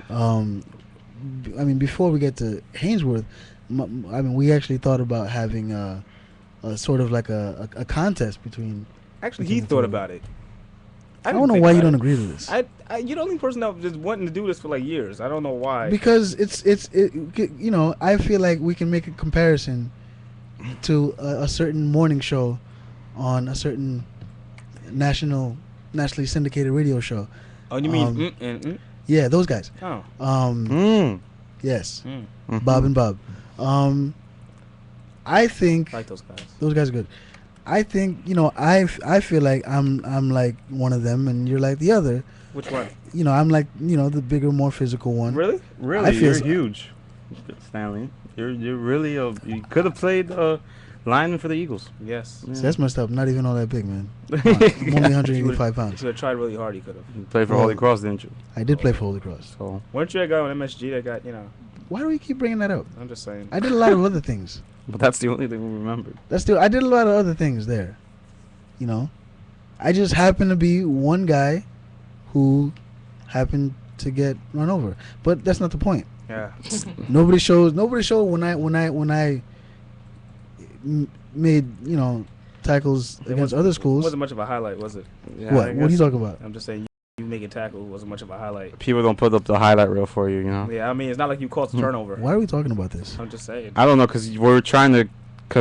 Regardless, I feel like I'm more athletic than you are. First of all, as you see, I'm wearing my Tilden baseball. That school doesn't even exist anymore. Hey, when it did exist, I was on the varsity team. It was one of the worst high schools. Runner. I was one of the best pinch runners in the history of that school. A school that doesn't exist. I was that good. Well, that means there will be no It doesn't more. exist anymore. He's right. It's like Right. 5 different schools now. You attended a parking lot. Listen, I stole so many bases for pinch running for the catcher. How many bases did you steal? Ed?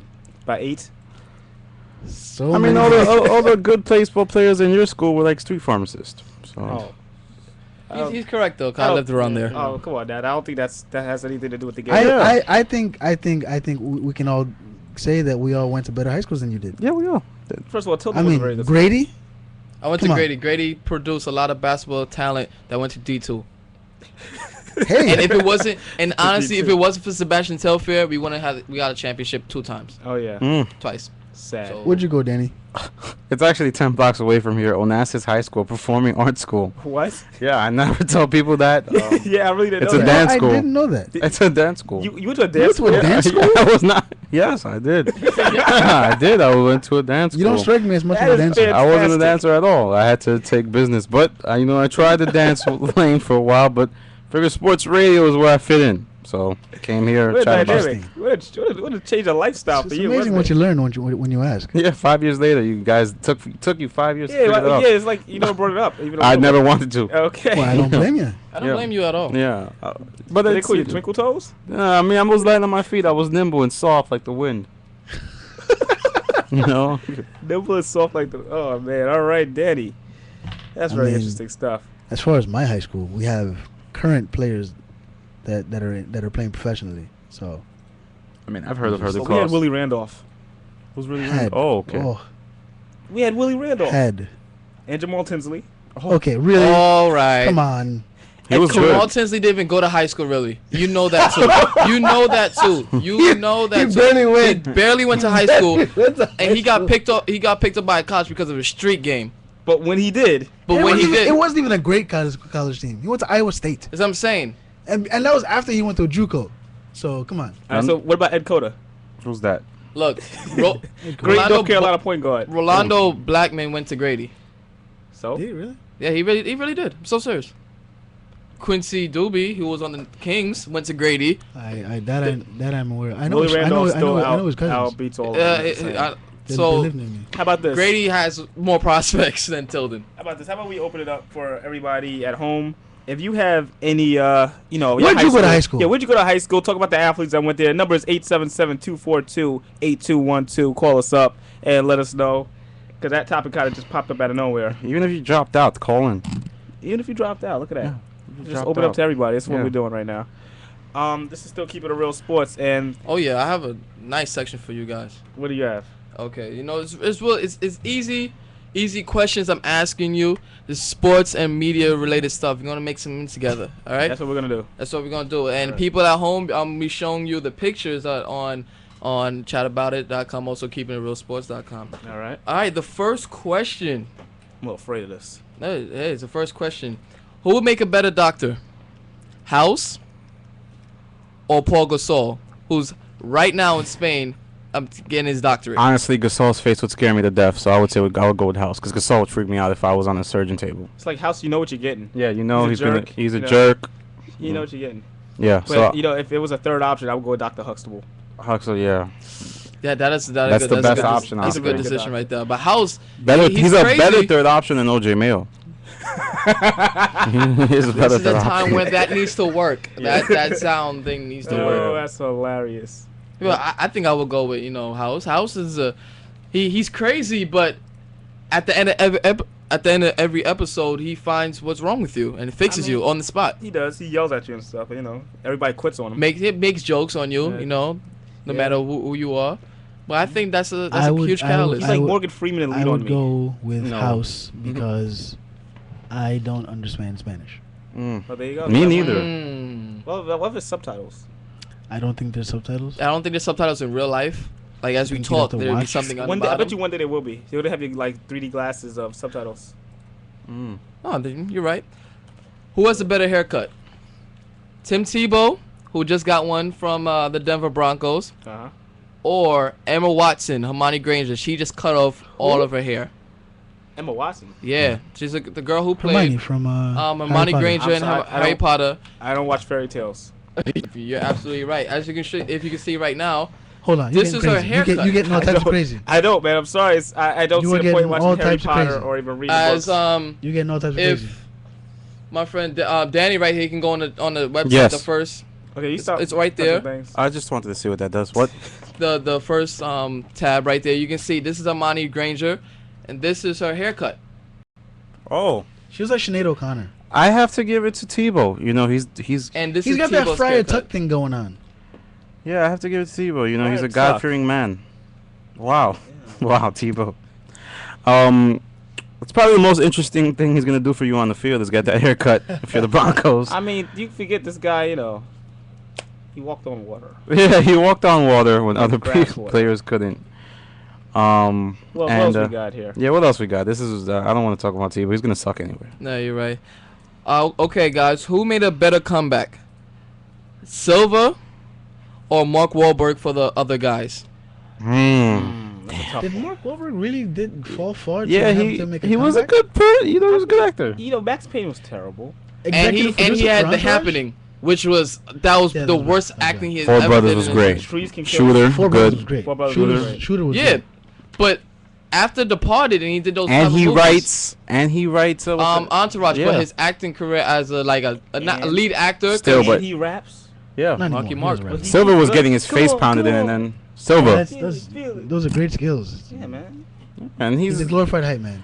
Silva, but let's be honest, Silva was getting his face pounded in, and then he somehow managed to get a victory. So I'm going with Silva. Silva's comeback was pretty epic. Silva's comeback was pretty good. I mean, we need to hold on. First of all, Mark Wahlberg made a comeback with Will Ferrell. Will Ferrell still sells with stupid movies. Yeah, this is true. So you know, you and he's a funny guy. He's a funny guy. He was Kobe and Shaq. You know. You see, yeah, you gotta have a guy like Will Ferrell with you. Yes. Well, he's gonna jump the shark eventually. Yeah, well, I think it's coming soon. And we're back in the studio as we put our mugs back on camera. Ah, look at us, we're back. How we doing? Yes. Hi, camera. Question to you. Okay, this is a tough one right here. Okay, you ready, guys? Which is in more of a bad situation? Tiger's golf game or Tiger's money? His golf game. I think he's got that Buick money, man. I mean, the money. You know, we don't know. Did he start a prenup? No, she took over $100 million from him. Oh my God. That's what he spends. And he lost half of his endorsement money. Forbes did this year. In a week. He'll be all right. And also his Tiger Woods golf game sales plummeted. That's got to be rough for Tiger. That's terrible right there. I would have to say a Tiger Woods golf game. Yeah, because think about it, like... You know what's funny, though, about the Tiger Woods, the EA Sports game? I played that game and never picked Tiger Woods. Never What's the point of playing it then? Like, who else would you really... I'm looking forward to picking Phil Mickelson. Mike Tyson, Sega Genesis game. I'm not picking Mike Tyson. Yeah. I have never played that game and picked Tiger Woods. I'm fighting with Toni Morrison. I'm so picking Vladimir Klitschko. Yeah. You know, like, really? That's what you're doing? Yeah. I mean... So you're going to play the game, you're like, I'm so picking Sergio Garcia? Well, maybe not. Is that what you're doing? So maybe not Sergio Is that what you're doing? I'm picking Vijay Singh. I'm going to bring David Duval back. Singh. Maybe Man, that hair's gonna get maybe real slick. Anthony Kim. I'd probably go for Anthony Kim before I go for John Daly, man, the fat guy. If I could pick John Daly, I would. John Daly is in the game. Is he? Yeah. I've never seen him. I think Sergio Garcia's are in the game as well. Because my friend he has the game. I don't buy it. Can I'm sorry. I ask something? Who really goes out and says I'm gonna buy Tiger Woods golf? A lot of People who really play golf. I have a friend. Yeah, but it's like, you won't even think he played golf, but he gets every single Tiger Woods game. It's not that serious. I feel like if you got one, that's it. Do you really need to get more? Same Like thing for 2K. It's not like the basketball games where they have new rosters and everything. It is. The difference between 2K, the 2K franchise, and 2K Tiger. fan. There we go. Because the Tiger, it doesn't change at all. From 2006 to 2007. I'm sure they add certain things. No, I'm telling you. I can't buy that. Okay. You telling me they don't add new golf you players? You can't buy it because it's the same thing as 2006. You can't. You telling me that they don't add new golf players and add new people to the EA Sports? Three people. Still, that's an addition. Would you rather have a whole rookie class and different features, or obviously you're a 2K fan? Obviously. Honestly, yeah, well, I don't see the point in buying a golf game. I'm sorry. I'm just not going that serious to buy Tiger Woods 07 and 08, 09. Like, really? Tiger Woods. I think Tiger I might Woods. now that the sale, now that it's priced at a different range. But like this, who does EA Sports? What if EA Sports is going to drop Tiger Woods completely, and they're going to be like Phil Mickelson, PGA I would not buy it. Phil Mickelson is technically the highest endorsed athlete. I got the slogan and everything. feel right with a lefty. Yeah. Oh, that will really get me out of my couch and buy a game. Wow. I thought you were going to say something else about What? wife. So at the end of every match, he's gonna hug his wife and then make it even more realistic. Yes. No, but I'm serious though. It's funny you bring that up. That's what he does. I think that brings a sympathy vote. Because that brings a sympathy. What if there's like what if they have like a story in the game, like story mode? Story mode. And they have that. In the game. He goes through the whole process of his approach. It's not funny. I do it for my wife. She has cancer. No, like and then the Tiger Woods situation pops up in story mode, and how do you deal with it and still golf? How do you dodge it? So like South Park. It's a decision make. Either you go left or you go, you support him, or you go right and you avoid it. It affects your marriage's outcome. Yeah, you have to choose which way. You're trying to putt. Your conscience is bothering you. Poor Tiger. I think that's how they could make the game way more interesting. That game. I would buy it. I'd buy it. That's story mode like that. I think it might oversell Call of Duty. You pick John Daly. You got to choose between not drinking. It's like, all right. Yeah. It's an hour before the match. Do you want a beer? DJ Singh either has to fast or play golf. So if you are John Daly and you're gonna go for a putt, all of a sudden the whole screen starts slowly. It starts getting all blurry. Grand Theft Auto. Elephants on the field and everything. And they can use the engine from Grand Theft Auto. Yeah, when you get drunk, it moves around. And his veins and his arteries are clogged, so he has trouble getting off the putt. I think that'll be honestly since we have a video game, who here would buy that game? I would buy it. I would buy that game. I would buy that game. I don't know. I'd nominate for Game of the Year. It's not only I might not even buy it. I might not game fly it and rent it. It'll be like so much fun. You don't even feel like playing the actual golf game. It's just do the story mode. I just want to do story mode. Which one are you gonna do next? The story mode will only have 3 matches. It is you just gotta click decisions. That's all you have to do. It'd be like I think got another sponsor. I think the wrestling games will just be out of business if they really That's what the wrestling thing is all about. It's just story mode. Yeah, story mode. Oh man. And the final one.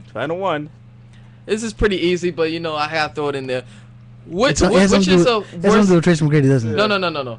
Which is the worst decision? The Knicks picking Isaiah Thomas. Knicks picking Isaiah Thomas. You can stop right there. I know. Or Snooki getting arrested the day after the Knicks picking Isaiah Thomas. I don't know. Snooki, she went. I heard she vowed to cut back on drinking.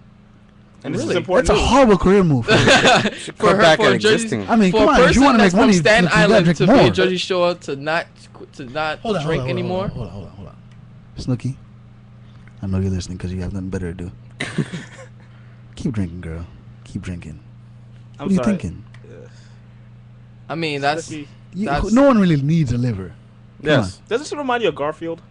Boozes her lasagna? She does. She reminds me of Garfield the cat every time I see her.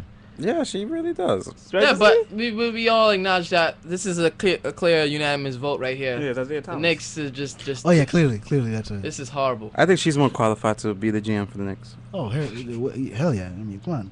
I see a movie. I think that we're gonna start drafting all players from FIU from now on. Can I just throw out a random Jade Byfield, 2nd round pick. Ricky FIU. Ross II. Being drafted by the Knicks. Ricky Rose. Gus Johnson will have to pretend like he's actually Ricky Rose. Just the greatest player ever. By the way, speaking of Gus Johnson, I'm so excited the fact that he's in Madden. I cannot wait. He's the announcer in Madden? Yep. Why is it him? It's Gus Johnson and... I just care about Gus Johnson, honestly. Gus Johnson. I can't remember who the other guy is. It's not Al Michaels no more? It's not Chris Collinsworth? Oh, who is it? It's Gus Johnson and Chris Collinsworth, yeah. No, that's going to be a weird balance. Last year, right? Huh? It was Al Michaels last year, wasn't it? Nope. It was somebody else. It was Chris Collinsworth and some other dude. Some other relevant guy.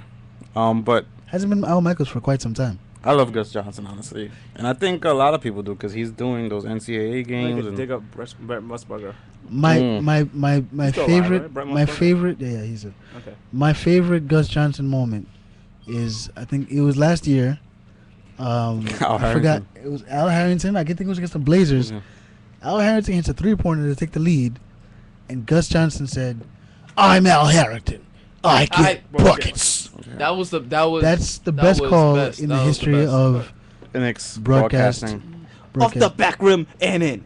Come on. I would listen to Gus Johnson like announce anything. He could.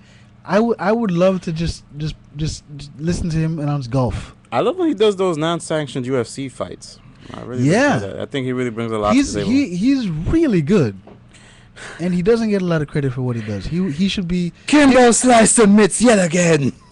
Right? Him and Mike Breen together, I think, would be a great team. No, I can't. You got to have Clase in there. Well, yeah, you throw them in, three of them. The gratuitous bounce from the switching and dishing by the neophyte point guard. He gets buckets. That would... My head would explode from pleasure. Scooby-Dooby. My head would explode from the awesomeness that would be Gus Johnson, Mike Breen, and I think that's the thing that really indubitably kept us Knicks fans sane. Right. I mean, you then you're throwing Dennis Miller in there. Then you're throwing out Troutwig at me and like. when Dennis Miller did ABC football. Oh, he was the only F-bomb I'll be dropping is Marshall Falk. And that's really what he said.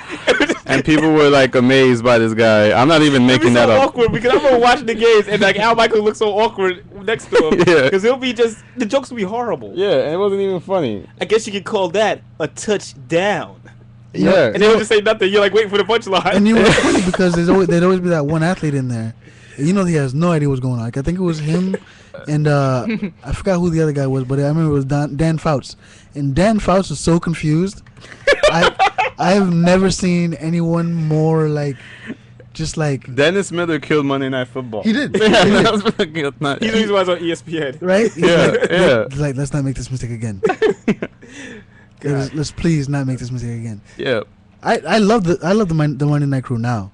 I mean, Tarico, Kornheiser, and Kornheiser's funny, and he's not retarded funny. Like at least he's funny. Baby. You're right. Who's the third guy? This is Jaws? Jaws. Okay, yeah. I wish they would add Theismann. I love Theismann. Well, he left after 1 year. Yeah. No, he couldn't do it anymore because he's scared of. No, that's Kornheiser. I thought it was because his leg was hurting him again. Kornheiser because of the traveling. He didn't. Yeah. Of that. Lawrence Taylor shot him in the face again. Oh. He didn't shoot him in the face. Then ABC. Yeah, I mean, I used to love it. I wish I would rather have the way it was ABC Monday Night Football. Very random. Yeah. You know how they always have about athletes becoming like analysts and all that. You know who I love to hear call a game? Ron Artest. Oh my God. I think they might do that just because. I heard Barkley was funny when I heard Barkley call a game. He was just all off. He just like whatever came to his mind. Like that popcorn guy over there. What is he doing? Like that's an all-star play dunk. This is terrible. I mean, all-star play dunk, and he just talking about the popcorn guy. This is terrible. This is crazy. It's terrible. TRBL, terrible. I want to see him coach a team. Honestly, I want to see Little League at first. No, I want to see NBA team. I want to see how people. See him on the sideline. How would he be? Would he be like Larry Bird and be all stiff and like not say anything? Larry Bird was just the stiffest. I was afraid of Larry Bird every time he coached. I mean, he looked like he was gonna hang somebody. He just like he hated life. Yeah. Well, I think he does. I mean, his back. Like nothing excited him. It would be like a game. His back still hurts. Did you see Magic versus Bird, the courtship of rivals? The back spasms he had to go through. Yeah, back spasms. He's a tough guy. I get him. Larry Bird. Oh yeah. Legend. Well, speaking of the NBA, though, a quick tidbit, this is especially for Danny, because he likes NBA Live, which is called NBA Elite now. EA Sports announced today that NBA Elite will have the high-definition version of NBA Jam for PS3 and 2 games in 360. one? Yeah. Oh, so we've good times. 2K ain't got that. 2K ain't got Jam. That's because they gotta do that to compete. The bundle of NBA Elite 11 and a download code for NBA Jam will hit store shelves on October 5th. Like $100. For Xbox 360 and PlayStation 3 for $60. Same Good times. price. Good times. I don't care. I'm still getting 2K11. I think NBA Elite really needed this because NBA Jam was highly anticipated. Yeah. A lot of people wanted that because a fun game for us as kids. Yeah. And they want the new kids to play it, and the older ones from generation play Super Nintendo and all that to experience that. You know what I loved about NBA Jam back then is like we didn't even realize that none of it made sense. For the fact that all the players looked the same. Yeah. That and the fact either you had a bald, it was either a bald head or a crew cut. Full court 2-on-2. Why? And then there was fouls. Or they called fouls. And they all had the same ability. It wasn't like one player was better than the other, but. Right. No. There was some because some people could have dunked. Like they made Scottie Pippen extra good because they could put Jordan in the game. Yeah, So you had to compensate. Too good. Yeah, it's either you had a fadeaway, a crew cut, or a ball head. Right. That's all you had. And and you wear goggles. It was Horace Grant. Yeah, that's what you know. That's all it was. And it was funny because when I would play it and like I said, 4-court, 2-on-2. For what reason? And it was before they took out hand checking, so you can go around like that this. That was great. I used to do that NBA Live. You remember College Slam for Genesis? Huh? Remember College Slam? Mm-hmm. All right. Now, that was a fun game. Being sports fans, I don't know. They didn't, obviously, even back then, they couldn't. I mean, obviously, you couldn't put people's names in it, but you know who these guys were. Yeah. So being the sports fan that I was, put everybody's name in. No, I used to play my cousins who didn't know who these guys were, and I'd pick players that I knew. Like if you pick Georgetown, because I remember it came out around '96. Georgetown had Allen Iverson. I kept picking St. John's. Don't ask why. Well, I mean, St. John's is the closest school to yeah, it, so makes sense. But I would pick Georgetown. And they're like, yo, why are you picking Georgetown? They suck. But then, I'd pick Iverson. I'd run up and down the court. It was great, and they had no idea. That's why I never knew about college basketball when number 99 I thought was the greatest player because he's the highest number in the team. Roster guard. Kobe Bryant courtside, unsung hero of basketball game. That was a fun game. Kobe Bryant, you know what made me dumb though is because he came off the bench around that time, but only in that game they had him playing point guard. He was a starter. He was one of the best. I really didn't enjoy that game that much. I love that game. Kobe started at point guard, Eddie Jones at the 2. If you played in like the excitement mode, you got to dunk from like the half court line. It was amazing. I remember that, but I never really thought that game was that to get their popular own for game me. and come off the bench. You I saw never the understood that. Ken Griffey baseball, another great game. That's another. Call me, dude. No, that's how the Frank game Thomas. Frank Thomas baseball game. Never played it. Back in '95. Yeah. I think the most unsung game out there is triple play because there's triple not play baseball. They don't make it anymore. Fun. That was a fun game. MVP baseball was fun. MVP 05 was the greatest ESPN football. It was really one of the best baseball games. It had so much fun. ESPN football 2K5. So much fun there. Great game. But I took advantage of that game. There was a glitch, not a glitch, but there was a way you can manipulate the draft. I used to trade all my picks 1 through 6 for extra seventh round picks, and then I would have like 14 7th round picks. Besides, I did it in 2K3. I used to trade for first round picks all the time. No. I would trade for 7th round picks. Now hear me out. I'm hearing you. Uh-oh. I would have like 17. Like I would have like 10 to 15. I'd have like 10 to 15 7th round picks, right? Yeah. Before I picked these players, you could edit their attributes and make them really good. Yeah. Sign them and pick them 7th. And pay them seventh round pick money. But that's what made. But you see, when you do that, the game's not fun anymore. Oh, it's still fun. At what point is just you're taking advantage of the game? You really are a glitch in the game. You really are. Yeah, it's not really fun. Listen, I had the greatest. I hate people that do that. It's like, how do you have fun? Well, I have fun. Well, I mean, you get to create your own world. Play God. Basically. All right, guys. I'm gonna give you a couple of basketball video games that I just pulled up. See if you remember them. All right. Barkley, Shut Up and Jam. Yes. Yeah, that was terrible. I remember that one. That was terrible. Basket Brawl. It's a game that was actually called Basket Brawl. That was bad too. Wasn't it? Bill and Bear's Combat Basketball. That's what the I remember that. They were fighting in like it's so in stupid. Space. Yeah. Here's my ultimate favorite. I don't know if you remember. It wasn't a basketball game. Shaq Fu. My favorite game, though. It was just bad. There's like nothing good about it. They have like you could use the aliens and then it's Shaq.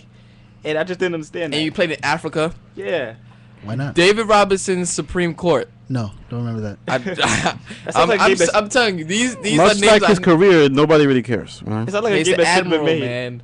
The Admiral. EuroLeague Basketball Manager. What? Yes. EuroLeague Basketball Manager. Trajan Langdon. Oh. Freestyle Straight Basketball. Harlem Globetrotters. Jordan versus Bird. 1-on-1. Can I ask a question? Now, if you buy the Harlem Globetrotters game and lose, like if you lose to watch the Nationals, what happens? I don't know. Watch the Generals. Same thing. Come on. If you lose, what happens? A scripted That's team. my whole thing. The game explodes in your system. Is that TV just explodes right in front of your face. It might be dummy proof and you don't find a way to lose or something. Yeah, like you how die. do you, I don't think you could. I don't think you could lose if you tried on purpose. Yeah, you can't lose to the Washington Generals. That's why you buy that game. You gotta feel good about yourself. That's why. Self-esteem game. Yeah. White Men Can't Jump had a basketball game. Video game. It's just racist. Now, wait, here's my question. How do you not only how do you have a game like that, but how do you pitch the kids? White Man Can't Jump. Did you really realize the premise of that movie? Did you know that? Is there a Rosie Perez in the movie? Yeah, did you know that there's a side mission in White Man Can't Jump, the video game, where you have to go on Jeopardy, Rosie Perez. Oh. And you have to answer a category things that start with Q. Yeah. Are you serious? No. Okay, I'll buy that game right now. As in the movie, players play games of 2-on-2 street basketball. It came with a team tap adapter, allowing 4 players to play in a tandem. Due to its poor graphics, among other factors, has been hailed as the worst game by critics. What game is this? Oh my God, this is Oh my God. White Man Can't Jump. It sounds like the worst Look game. at this. Can we get this on? Can we pull it up on YouTube? White Man Can't Jump The video game. Oh my God. Is Wesley Snipes in it? If you were a fan of the movie, this would blow your mind. Oh man. And this is spectacular. Can you throw a game and would you be able to throw a game and play? Oh my God. And play it again and hustle? Oh my God. You could be Jules. You could be Van. Oh my God, here we go. This is spectacular. It's like NBA Jam, but not. This should be on NBA TV. Did you pull it up, Lynx? I'm gonna pull it up right now. This is amazing. All right, listen, everybody, if you have a chance, go to YouTube, go type in White Man Can't Jump video game. Oh my God. Oh my God. I gotta tell you, this is not bad. This is an Atari Jaguar, right? Wow, those graphics are actually that is not bad at all. No, it's not that graphics. What's the point of the game? You White Man Can't Jump. But look at the commentary. Off the rim, clear, banged. It said, what was it before? That had to hurt. I think it said. Why would you? Well, we got to wrap this up. That had to hurt. Yeah, this has to hurt to end. Right, we have to wrap it up. We've got a few minutes, real quick before we wrap it up. If you go to keepingrealsports.com, you can check out my latest article. Actually, it's not up yet. I think, I don't know, but it will be soon. I wrote a rousing little thing about college sports, and in movies especially. Just I did another movie thing. I kind of just took on stuff that I remember from Blue Chips and the program. Blue Chips, okay. Okay. We don't have enough time to get into it now. Also, Tuesday, August 10th, is I'll be performing at Eastville Comedy Club. $15 cover, 2-drink minimum. You can look me up on Facebook for information. 85 East 4th Street. Shows at 8:30. So be there. It'll be a good time. Vito D is hosting that show. Giannis Pappas will be there. Matt Morano, a few other people. So check it out. All right. I mean, guys, this was obviously our first show. Here. Yes. It's gonna get a lot better. We're gonna do a lot more different things. Figure things out. Thanks for bearing with us. We had a lot of fun. Had a lot of interesting moments. A lot of behind the scenes stuff you didn't see. That was highlight for me was White Man Can't Jump video game easily. Yeah. Easily. It's still going. Man. Once again, I want to thank everybody for listening, and go to keepingitrealsports.com. There's a lot of great stuff on there. You see a lot of posts from Lincoln Ricketts, Stanley Talouis, Danny Clase, as well as some of the other people that you may see in the studio here and there, pop in and out, that are on the website. They do a great job. There's so many people to name that I'm just not going to name them right now. You just guys, just keep listening. We have a lot of great things that we're going to work on. If you have any suggestions for the show, once again, hit us up on keepitrealsports.com, the comment section. Just let us know what you think.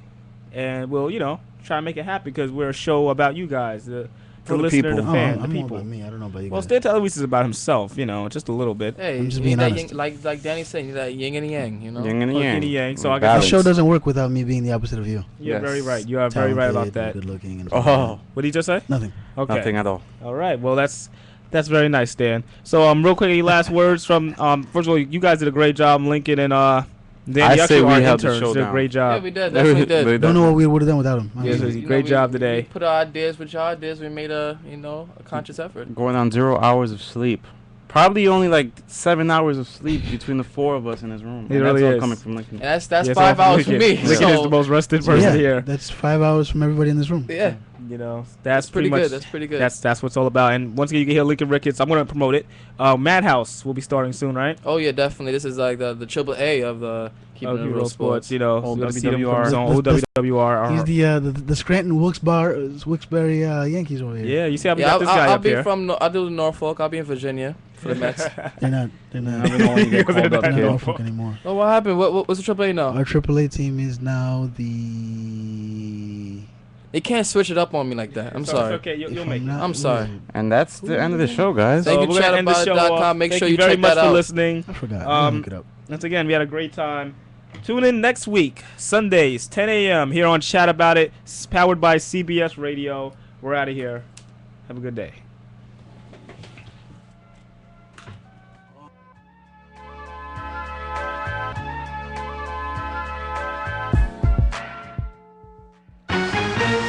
CBS News, I'm Sharon Middleman. The 2 prison inmates who escaped from an Arizona prison are believed to have murdered 2 people since they broke out.